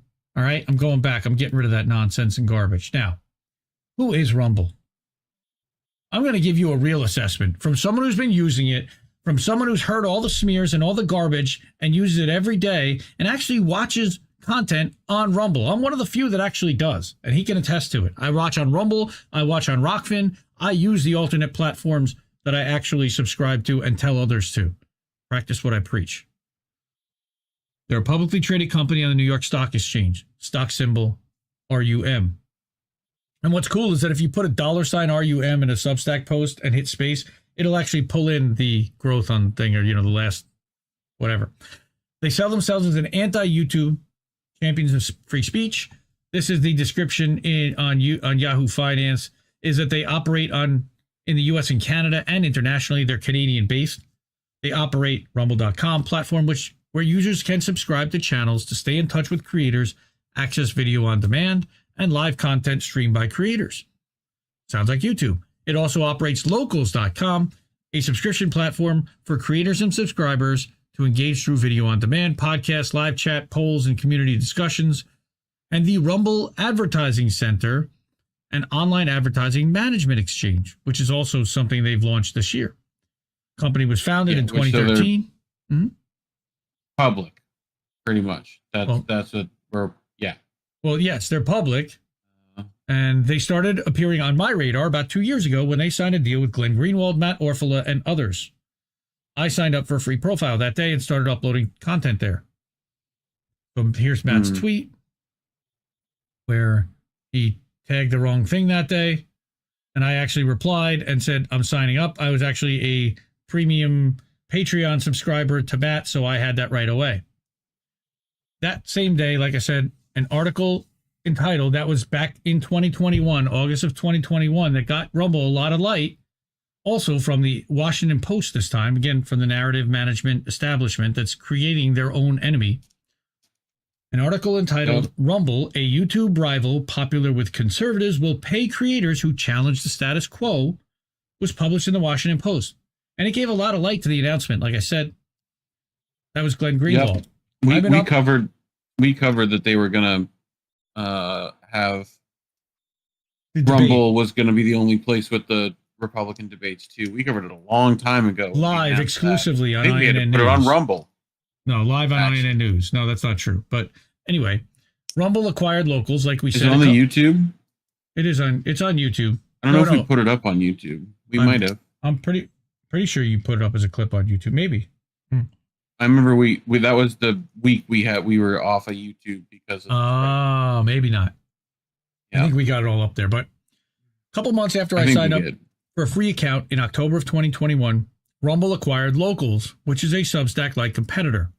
So they offer a newsletter and a website that forces creators to paywall all their content for $19.99 a month each subscriber. Now, as it turns out, I'm not correct on that. The content creator does control how much they charge, and Lee Camp actually reached out to me and said, mine's like $6 a month. It was $5 a month last year, which I believe is the minimum. But Locals attracted personalities like Tulsi Gabbard, Kim Iverson, and Nico House early on in 2019 and 20. You know who started Locals, by the way? Dave fucking Rubin. Dave Rubin founded Locals. That makes sense. It allowed Portnoy? Not Portnoy, no, Dave Rubin. Like former TYT douchebag turned conservative Dave Rubin, who has a big Rumble sandwich platform. Man. By the way, why do you think he's pushed so heavily on Rumble? Because he built Locals, which they bought from him, and he's probably got a board seat or some kind of stake. Anyway. Locals allowed creators to have a more intimate conversation with their fans since everyone was paying to be there. I am not a fan of this model, as it only works if you have a following willing to shell out $20 a month for your content. And most smaller creators don't. Looks like you can set your monthly as low as $5, but there is no free tier option for subscribers. Now, Lee, again, claims that there is plenty of free content available on his Locals. Most of the content creators on Locals do not make a lot of content free, or it's really old. And then I linked to the latest webpage catering to creators and reminding people that since acquisition, Glenn has moved exclusively to Locals from Substack, abandoning it. Okay. He's likely also a big investor in Rumble, though I am speculating and I don't have data on that. I'm guessing they've given him options, shares, etc., which gives him stake. And then they also own Colin, right? Well, that's the thing. They acquired Callin earlier this year, this past May. They announced that they were moving into the podcast space, which is a natural complement to the video and locals platforms. This time it was PayPal Mafia member David Sachs, his buddy, Peter Thiel's buddy. Peter Thiel's one of the people who put the finance deal together for Rumble. Yeah. Callin was the target this time. They were paying creators to publish audio call-in shows with fans over the web and mobile apps. Sachs was given a board seat as part of the deal. It remains to be seen how this new acquisition is going to be integrated with Rumble, video, and locals, but I speculate on that. So, now that we've established who Rumble is, back to Rich's post, reminding people of what happened corporate-wise, but a $60 million loss in 6 months is a massive burn rate. Not sure how long they can sustain and stay in business before running out of money. Huge. Now that the establishment is after them, they're pressuring advertisers to leave the platform, and Burger King's already caved, and likely there will not be many banks or VCs with open wallets thanks to their unwillingness to play ball with NATO and censor a creator at their behest. Now, I wanted to call attention to this. This is where people are pulling this loss of $60 million. This is net income for the quarters ended Q2 and Q1 of 2023. All right. So they lost almost 30 million in the first half of this year, or in the second quarter this year, and almost 29 million in the first quarter of this year. Now, Yeah, there's a spreadsheet. no, it's not. It's actually an income statement. Spreadsheets. It's an income statement. Whatever, close enough. Someone So- made it in a spreadsheet originally. I'm going to give you my You know. assessment of here's the good, the bad, and the I like Rumble overall as a live streaming platform. I am hopeful for its future. They've been responsive when I've asked them for help. They're improving it regularly. They're listening to the creators' feedback. They'll back up your YouTube channel automatically, which is nice, but has issues of its own, because if you stream to both Rumble and YouTube, your YouTube stream then backs up to your Rumble channel, and then you've got duplicates of your streams. They definitely have holes technically, but they seem to know where they are and have a roadmap to address them. Rumble has been busy, spending money on tech for sure. In the past year, they've introduced a new interface on the desktop version. They launched new mobile apps for Samsung TVs, among others, as well as upgrades to their mobile app. They've built 2 studios in South Florida, in Miami and Longboat Key. They launched supporter badges and monthly subscriptions with, by the way, 100% creator rev share through the end of this year. If you subscribe to our Rumble channel, and we do have the ability to have somebody subscribe to our Rumble channel, nobody does, but you can. They also launched the ability earlier this year to offer pay-per-view, which they did with a Russell Brand comedy special. And then earlier this month, they launched the beta release of the Rumble Cloud, which you can learn all about. I linked all these press releases there. They're also financially focused on signing exclusive content creators. Like Substack, they get involved in elevating content creators and paying them for exclusivity. Glenn Greenwald, Russell Brand, Kim Iverson, and others like Viva Frei have been paid large sums of money by Rumble to build studios and produce exclusive content for the platform. Per the Washington Post article 2 years ago, the company declined to provide financial details, but Greenwald said the top creators' year-long contracts will pay in the mid-range 6 figures. That expired in August of 22. So they had to re-up somebody last year and then re-up somebody the year after. However, just this year, they've announced more Rumble exclusives, including Dave Rubin, Donald Trump Jr., Redacted News, Rekieta Law. Again, they've made public PR press releases with each one of these. Bob Menery, Steven Crowder was a really big one because Crowder abandoned YouTube and went exclusively to Rumble. DJ Academics, G. Dion, the first Republican presidential primary debate, and then these other guys I've never heard of that are gamers, so they've been going after gamers. Kai Cenat, well, Who's rapper Kai as Cenat? well. Kai Cenat, I Show Speed, Rice Gum, FaZe Kazin. FaZe is going to be definitely gamer. Right. I don't know what game he plays. I have issues with Rumble That's too. Professional shit. The elevation of channels like Dana White's slap fight or power slap and the political agenda they push. Do I really need an alert? This era's Don King. Do I really need an alert every time Donald Trump gives a speech? No. Are they really just a platform? Are they really just a platform if they're picking winners? You can read all about it below. Don't be rude. Yeah, I know. Don't be rude. Yep. I have it too. You can read all about it on this post below, which I published on 9/11 and Reef covered on INN News, which was talking about Et2 Substack. Yes, Et2 Substack. Yep. Now, I'm going to get a little technical. This is for the real live streaming geeks in the chat, those that actually do, but I want to explain some of the challenges that we encounter that make Rumble difficult for people to want to work with and use. So for the past year, every live stream that everyone has ever done has been issued a unique, what they call an RTMP key. That's a URL and password that they then need to plug into their streaming software app, like we're using a software called OBS, each time before going live. Why does this matter? Well, no other platform has this. They issue what's called static keys. So basically, we set up the key and we set up a plug into the channel once, and then all we have to do is turn it on when we're ready to go live, and nothing more needs to be done except setting up the live stream at these alternate platforms. But we never need to make another connection, which is what has to happen here.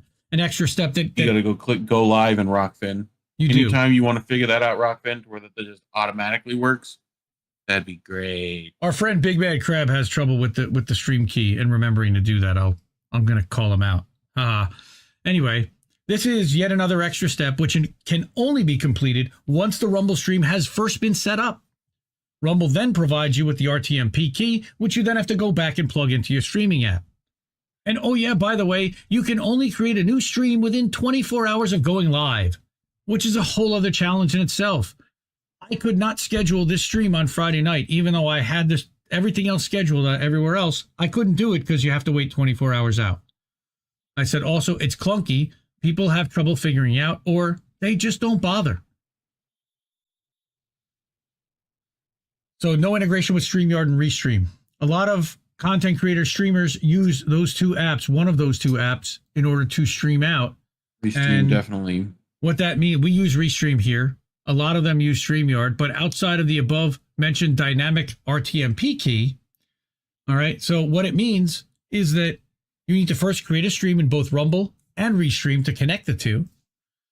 It doesn't have any live chat integration. I actually have to have Rumble chat and Rockfin chat separate on separate screens in order to be able to show them separately because they're not integrated with Restream chat.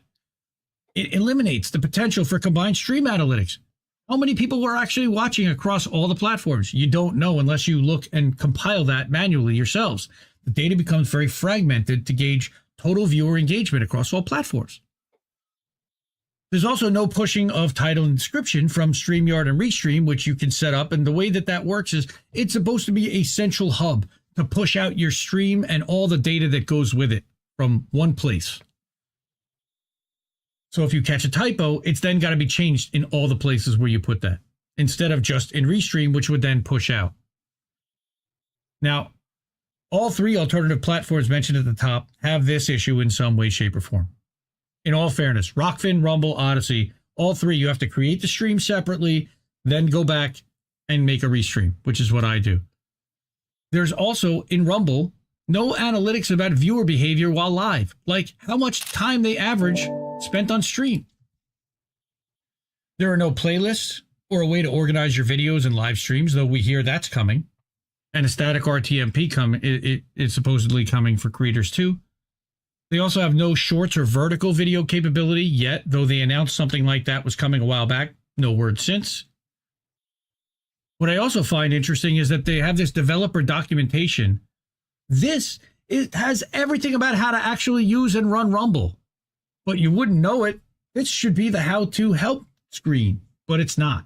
I had to dig to find this, and I was like, wow, I wish I had this like a month and a half ago. This would have been really helpful. Amazingly enough, I mean, or they could have used this classic tutorial. Hey, listen. You know, whenever you needed to be told what to do. Right. their mobile app, amazingly enough, when we're looking at our page, has no ability to share the page to social media. There's no share button on your page. You have to go into an individual video. But hey, if I just want to share, hey, subscribe to our page, there's no way to do that on the mobile app. Unbelievable. Unbelievable. Speaking of, with them getting Trump Jr. and Trump, you might as well add Trump. People are like, but you just said Trump. How could you say two? Because there's another Trump. Plays Hearthstone. Big Twitch guy. Just get him too. I don't know who you're talking about. I don't. Yeah, it's okay. You even know what Hearthstone is? No. It's a game, right? Is it a game? No. It is a game. Yep.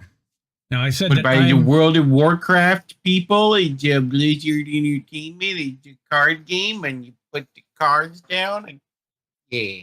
But as I indicate here again, I'm also confused at how Rumble plans to integrate locals and call-in, though the potential could rival and even eclipse Substack with public video fully integrated into and embedded into a locals article. Because you can't do that right now with Substack.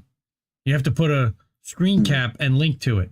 Now, here's where we finally get to the fake views. Sorry I'm taking so long, everyone. But we love the YouTuber. No, you're good. The Spiffing Brit. All right. He's a gamer who likes to break games. I'm drinking Yorkshire Gold right now, in fact. Nice. Okay. Spiffing Brit likes to break games. He likes to find exploits, and then he likes to make videos about it. And we laugh and we laugh and we laugh. But he also loves to find platform exploits. This recent one about YouTube live streams and multiple tabs and windows open and refreshing may or may not be relevant here.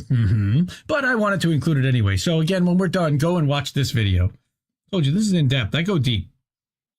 And thanks to Reef on the Spiffing Brit. What do we got? Right click that video, put it in chat. That's a good idea. Right click there. Copy link address. Yes, sir. Proud of you. That was easy. Thank you. Oh my God. I agree with Rich and others' view that Rumble's view numbers are certainly in question. What do they consider to be a view exactly? Rumble just added a unique views the other day to its stats and versus raw views, but what's the difference? They don't tell anyone. Are they saying that people watch twice? Rich linked a video in his post from this guy named Jose on YouTube, right? Did we talk about what that Spiffing Brit was about? That a little bit. Which again, yes, it says that YouTube live streams and multiple tabs and windows open. So what he's saying is that he's able to show more people open. Also, that stream, oh my God, where they talked about in the video where he talked about having the whole stream was a thing in and of itself where he scheduled the stream like 3-4 weeks in advance or whatever after putting out a video like, hey, watch this stream, go make sure you do this. And then he would constantly move the time. So it'd be like, yeah, this is next Tuesday. And then next Tuesday would come out and be like, it's next Wednesday. So it would literally accrue these views every time because every time he changed the time, it would republish 8 hours before the video. And then he would just do it again. He'd go back and move the time. He was a genius. And oh yeah, by the way, there's live stream chat open the entire time, and people are chatting, and he's telling them to like it. And as it turns out, let me go back here. He is running a 1-second video on the live stream. Oh, dude, just watch it. Right. It is to advertise it. It's so good. His YouTube exploits are amazing. So good. He broke the algorithm. He does it all the time. He's amazing. But so good. But I'm going to get back to this article, which talks again about this guy, Jose. He put up a video about how Steven Crowder's Rumble's numbers are fake. And his case basically breaks down to these 6 points. Number one was that he was getting fewer than 2 million views per stream on YouTube most of the time before he signed exclusively with Rumble.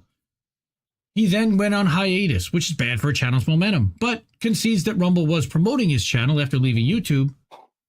Now, his statistics show that Rumble viewers are 1/6 as likely to leave a comment on which was also reflected in his numbers, in Crowder's numbers.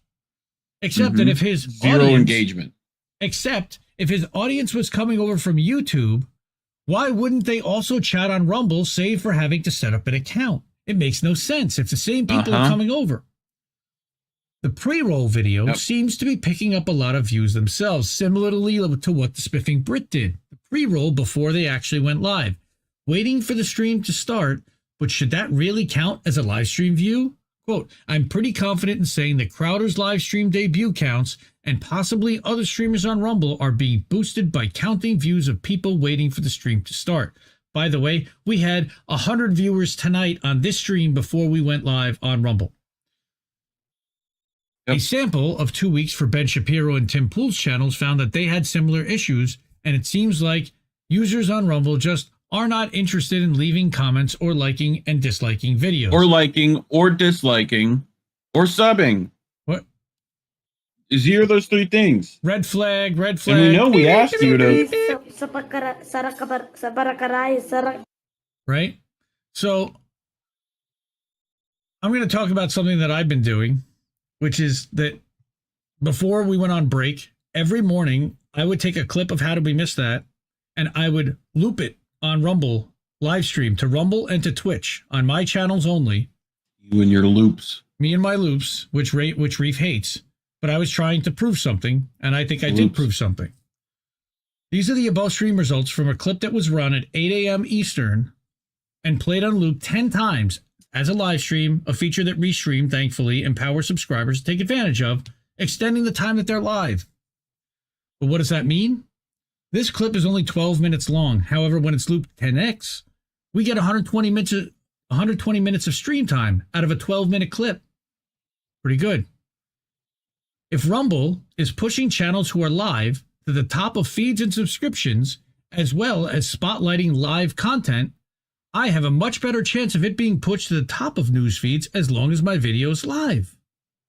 Combine that with the understanding that the time the average person spends watching videos is about 10 to 15 minutes. So as long as I'm live during those 10 to 15 minutes, logic dictates there's a better chance my video will be shown than if I'm not live and I just upload the video. This has been my hypothesis and the thing that I have been trying to prove for months. Now, again, this is the Gordon video that we published, and it had 422 unique views, 744 raw views. Uploads get almost no views. Raw dogged.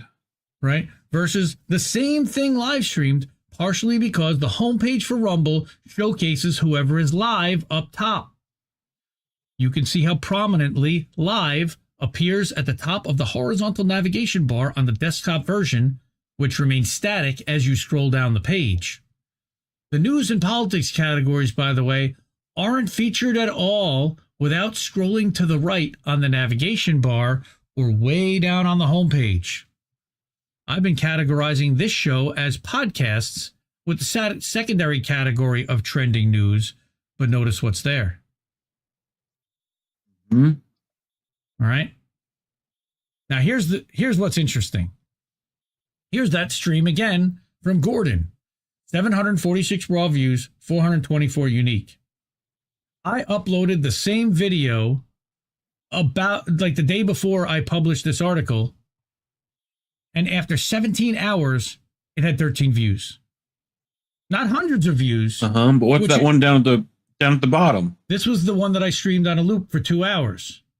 2 hours and 1 minute live. Oh, and it's got 746 views. Yep. And as a clip uploaded for 12 minutes, it was 24 views in comparison when you're sharing these. I uploaded, like I said, the same 12-minute clip to my Rumble channel last night as the one streamed on a loop above. It got nowhere near the views as the live version. So my question is, how do they count the views exactly? Well, my speculation is that when a user on the mobile app is scrolling through their feed, the preview of the video in the middle of the screen might be considered a view. Now, I took a screen cap of this. Notice that they don't show the average viewing time per person anywhere statistically. Watch the below short video of me scrolling Rumble and the Rumble mobile app. Is Rumble counting each time I stop and the video starts playing a view? Because I did it in about 5 times in about 30 seconds here. Watch this. So there's TNT. Then tlib starts playing. Then I scroll a little more. And Anti-War starts playing. Anti-War News with Dave DeCam. Subscribe to Anti-War News. Indie Media Award honoree, by the way. There's Russell Brand and Glenn Greenwald talking about Russell Brand. That's 5 videos already, right? In 33 seconds. That's everything. So that's my question. So something isn't computing here. And this is Reef's thing. Rumble view counts on live streams already rival or beat YouTube by as much as double. Yet the chat rate, likes, and comments are not commensurate with the number of people they claim are watching. Rumble is showing the raw views publicly, by the way, not the unique views. This bigger number. All right. So, stream results. I'm looking here. This is the Indie Left Media Rumble channel. Now, we actually co-stream to both INN Rumble, INN YouTube, and my YouTube channel. So I have to combine those two things when I'm comparing it with what's going on Rumble. When I do, you're seeing about 200 or about 180 unique views on YouTube and 20 likes and no comments. I'm sorry, 51 likes between them. So here are the results, right? You've got 187 combined on YouTube versus 196 on unique Rumble. The stark difference here is in the like count. 51 likes on YouTube compared with 2 likes on Rumble. 2. On 472 views? How? Here's another one. INN's Rando Roundtable run a few weeks ago. Now, INN has a much larger subscriber base on YouTube, yet this was telling us that they had 382 raw views versus 186 on YouTube. Even if you take the lower number and compare it, they're almost comparable. So again, what YouTube is showing me, or what Rumble is showing me, is that their numbers are almost the same as YouTube, and that's impossible. That's impossible. All right? Much more engagement from the YouTube audience. Much more engagement from the YouTube audience, more likes, more live chats too, by the way. Funny enough, this was the one stream where YouTube viewers was actually more than the Rumble unique users. Every other one, Rumble's beating YouTube. Here's another one from Nobody Wants to Work Anymore. Subscribe to INN to watch that exclusive show. Right now we're running Thursday nights at 10:30 p.m. Wow, it's sweaty in here. A lot more views. 455 raw views to 105. So Rumble also, by the way, allows for third-party site video embedding and monetization, which would be helpful to Substack creators, like I said, that also publish to Rumble. I think they allow that to locals.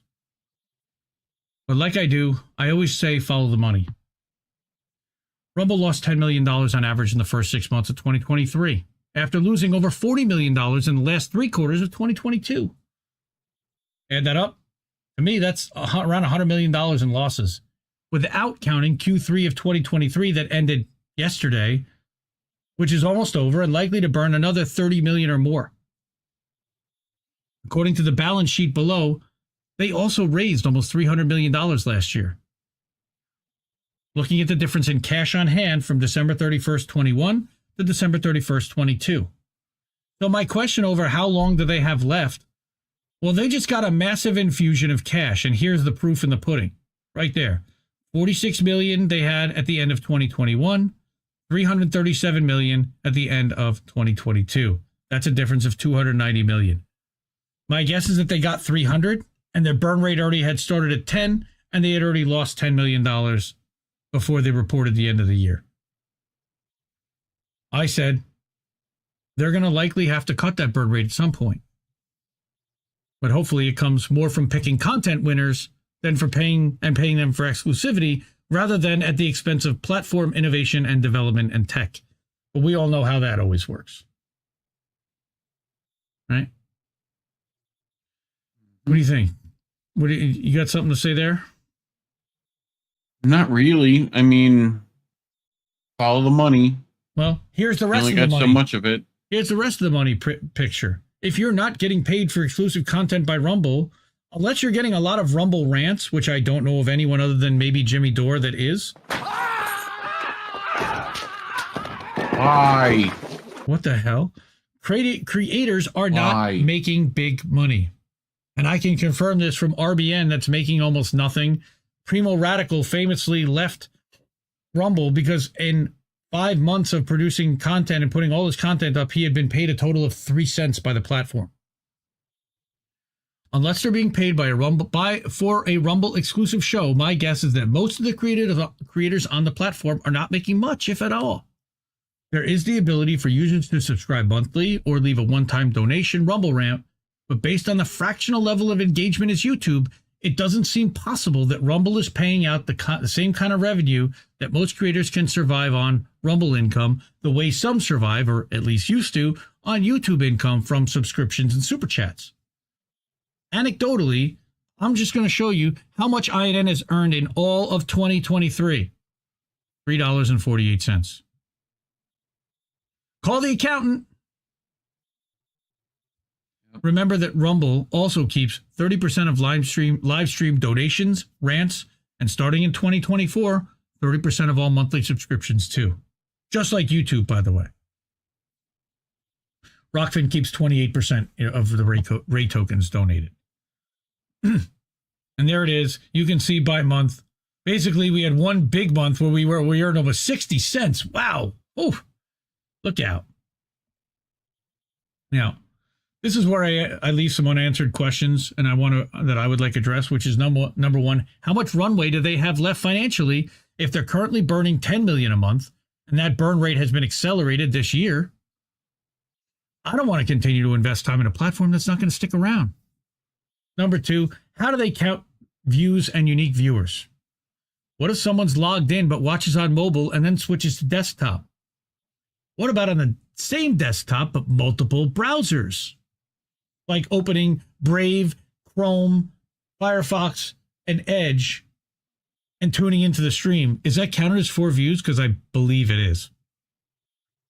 Also, does it count if a video previews for a second in scrolling newsfeed on mobile like we showed?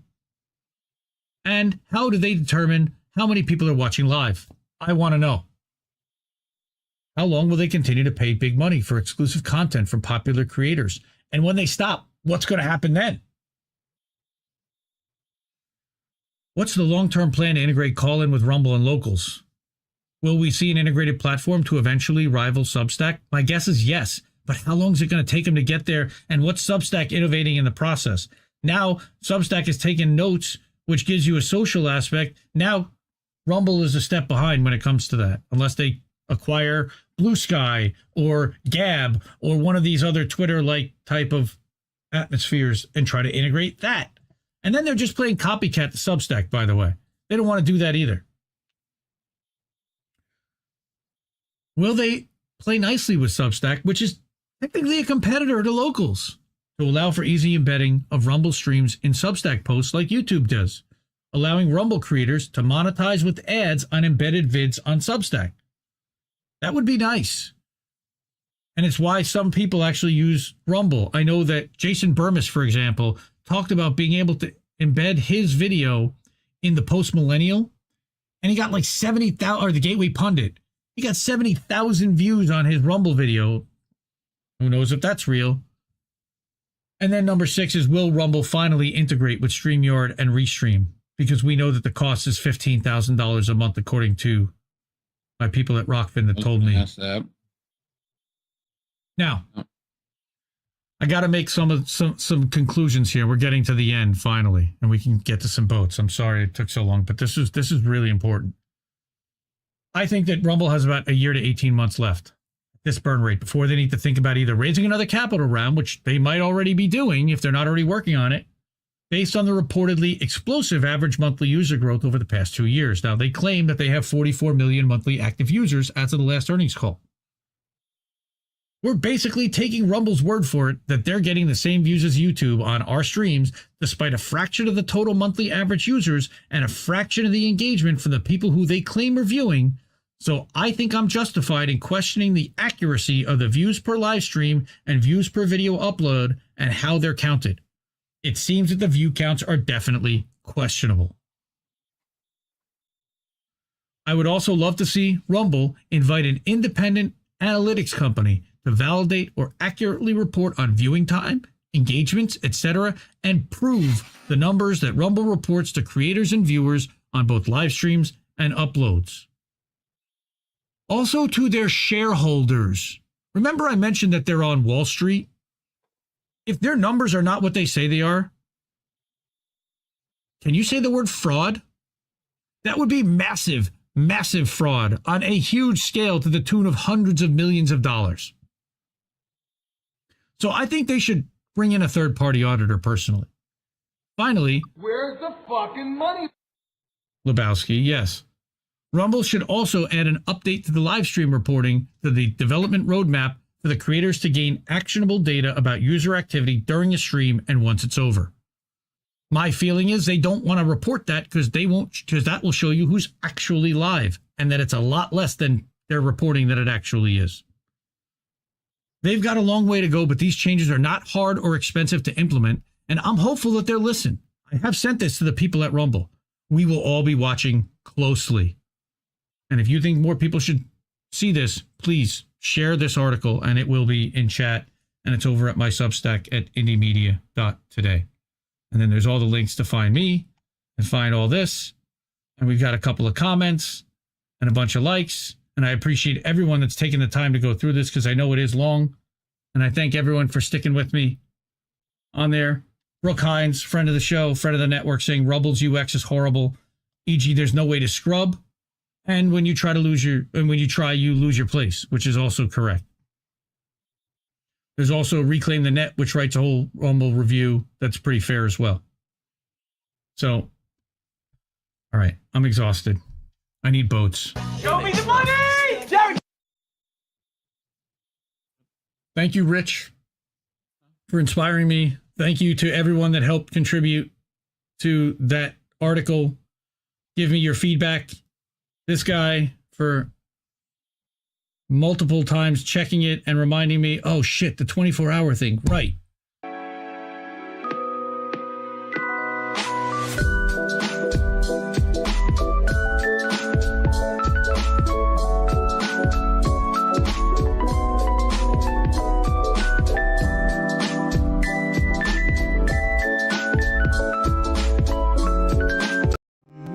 I think I liked it better being blind, when I couldn't read between the lines, and when I couldn't see the cracks in the structure that lay bare before me the whole time. I think I liked it better back when I suspended disbelief and swallowed pride.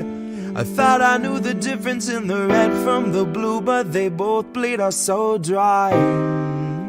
They both bleed us so dry. My favorite songs don't hit the same way. I get to the end of a 4-minute track and I'm only looking back thinking, what did they actually say? So I try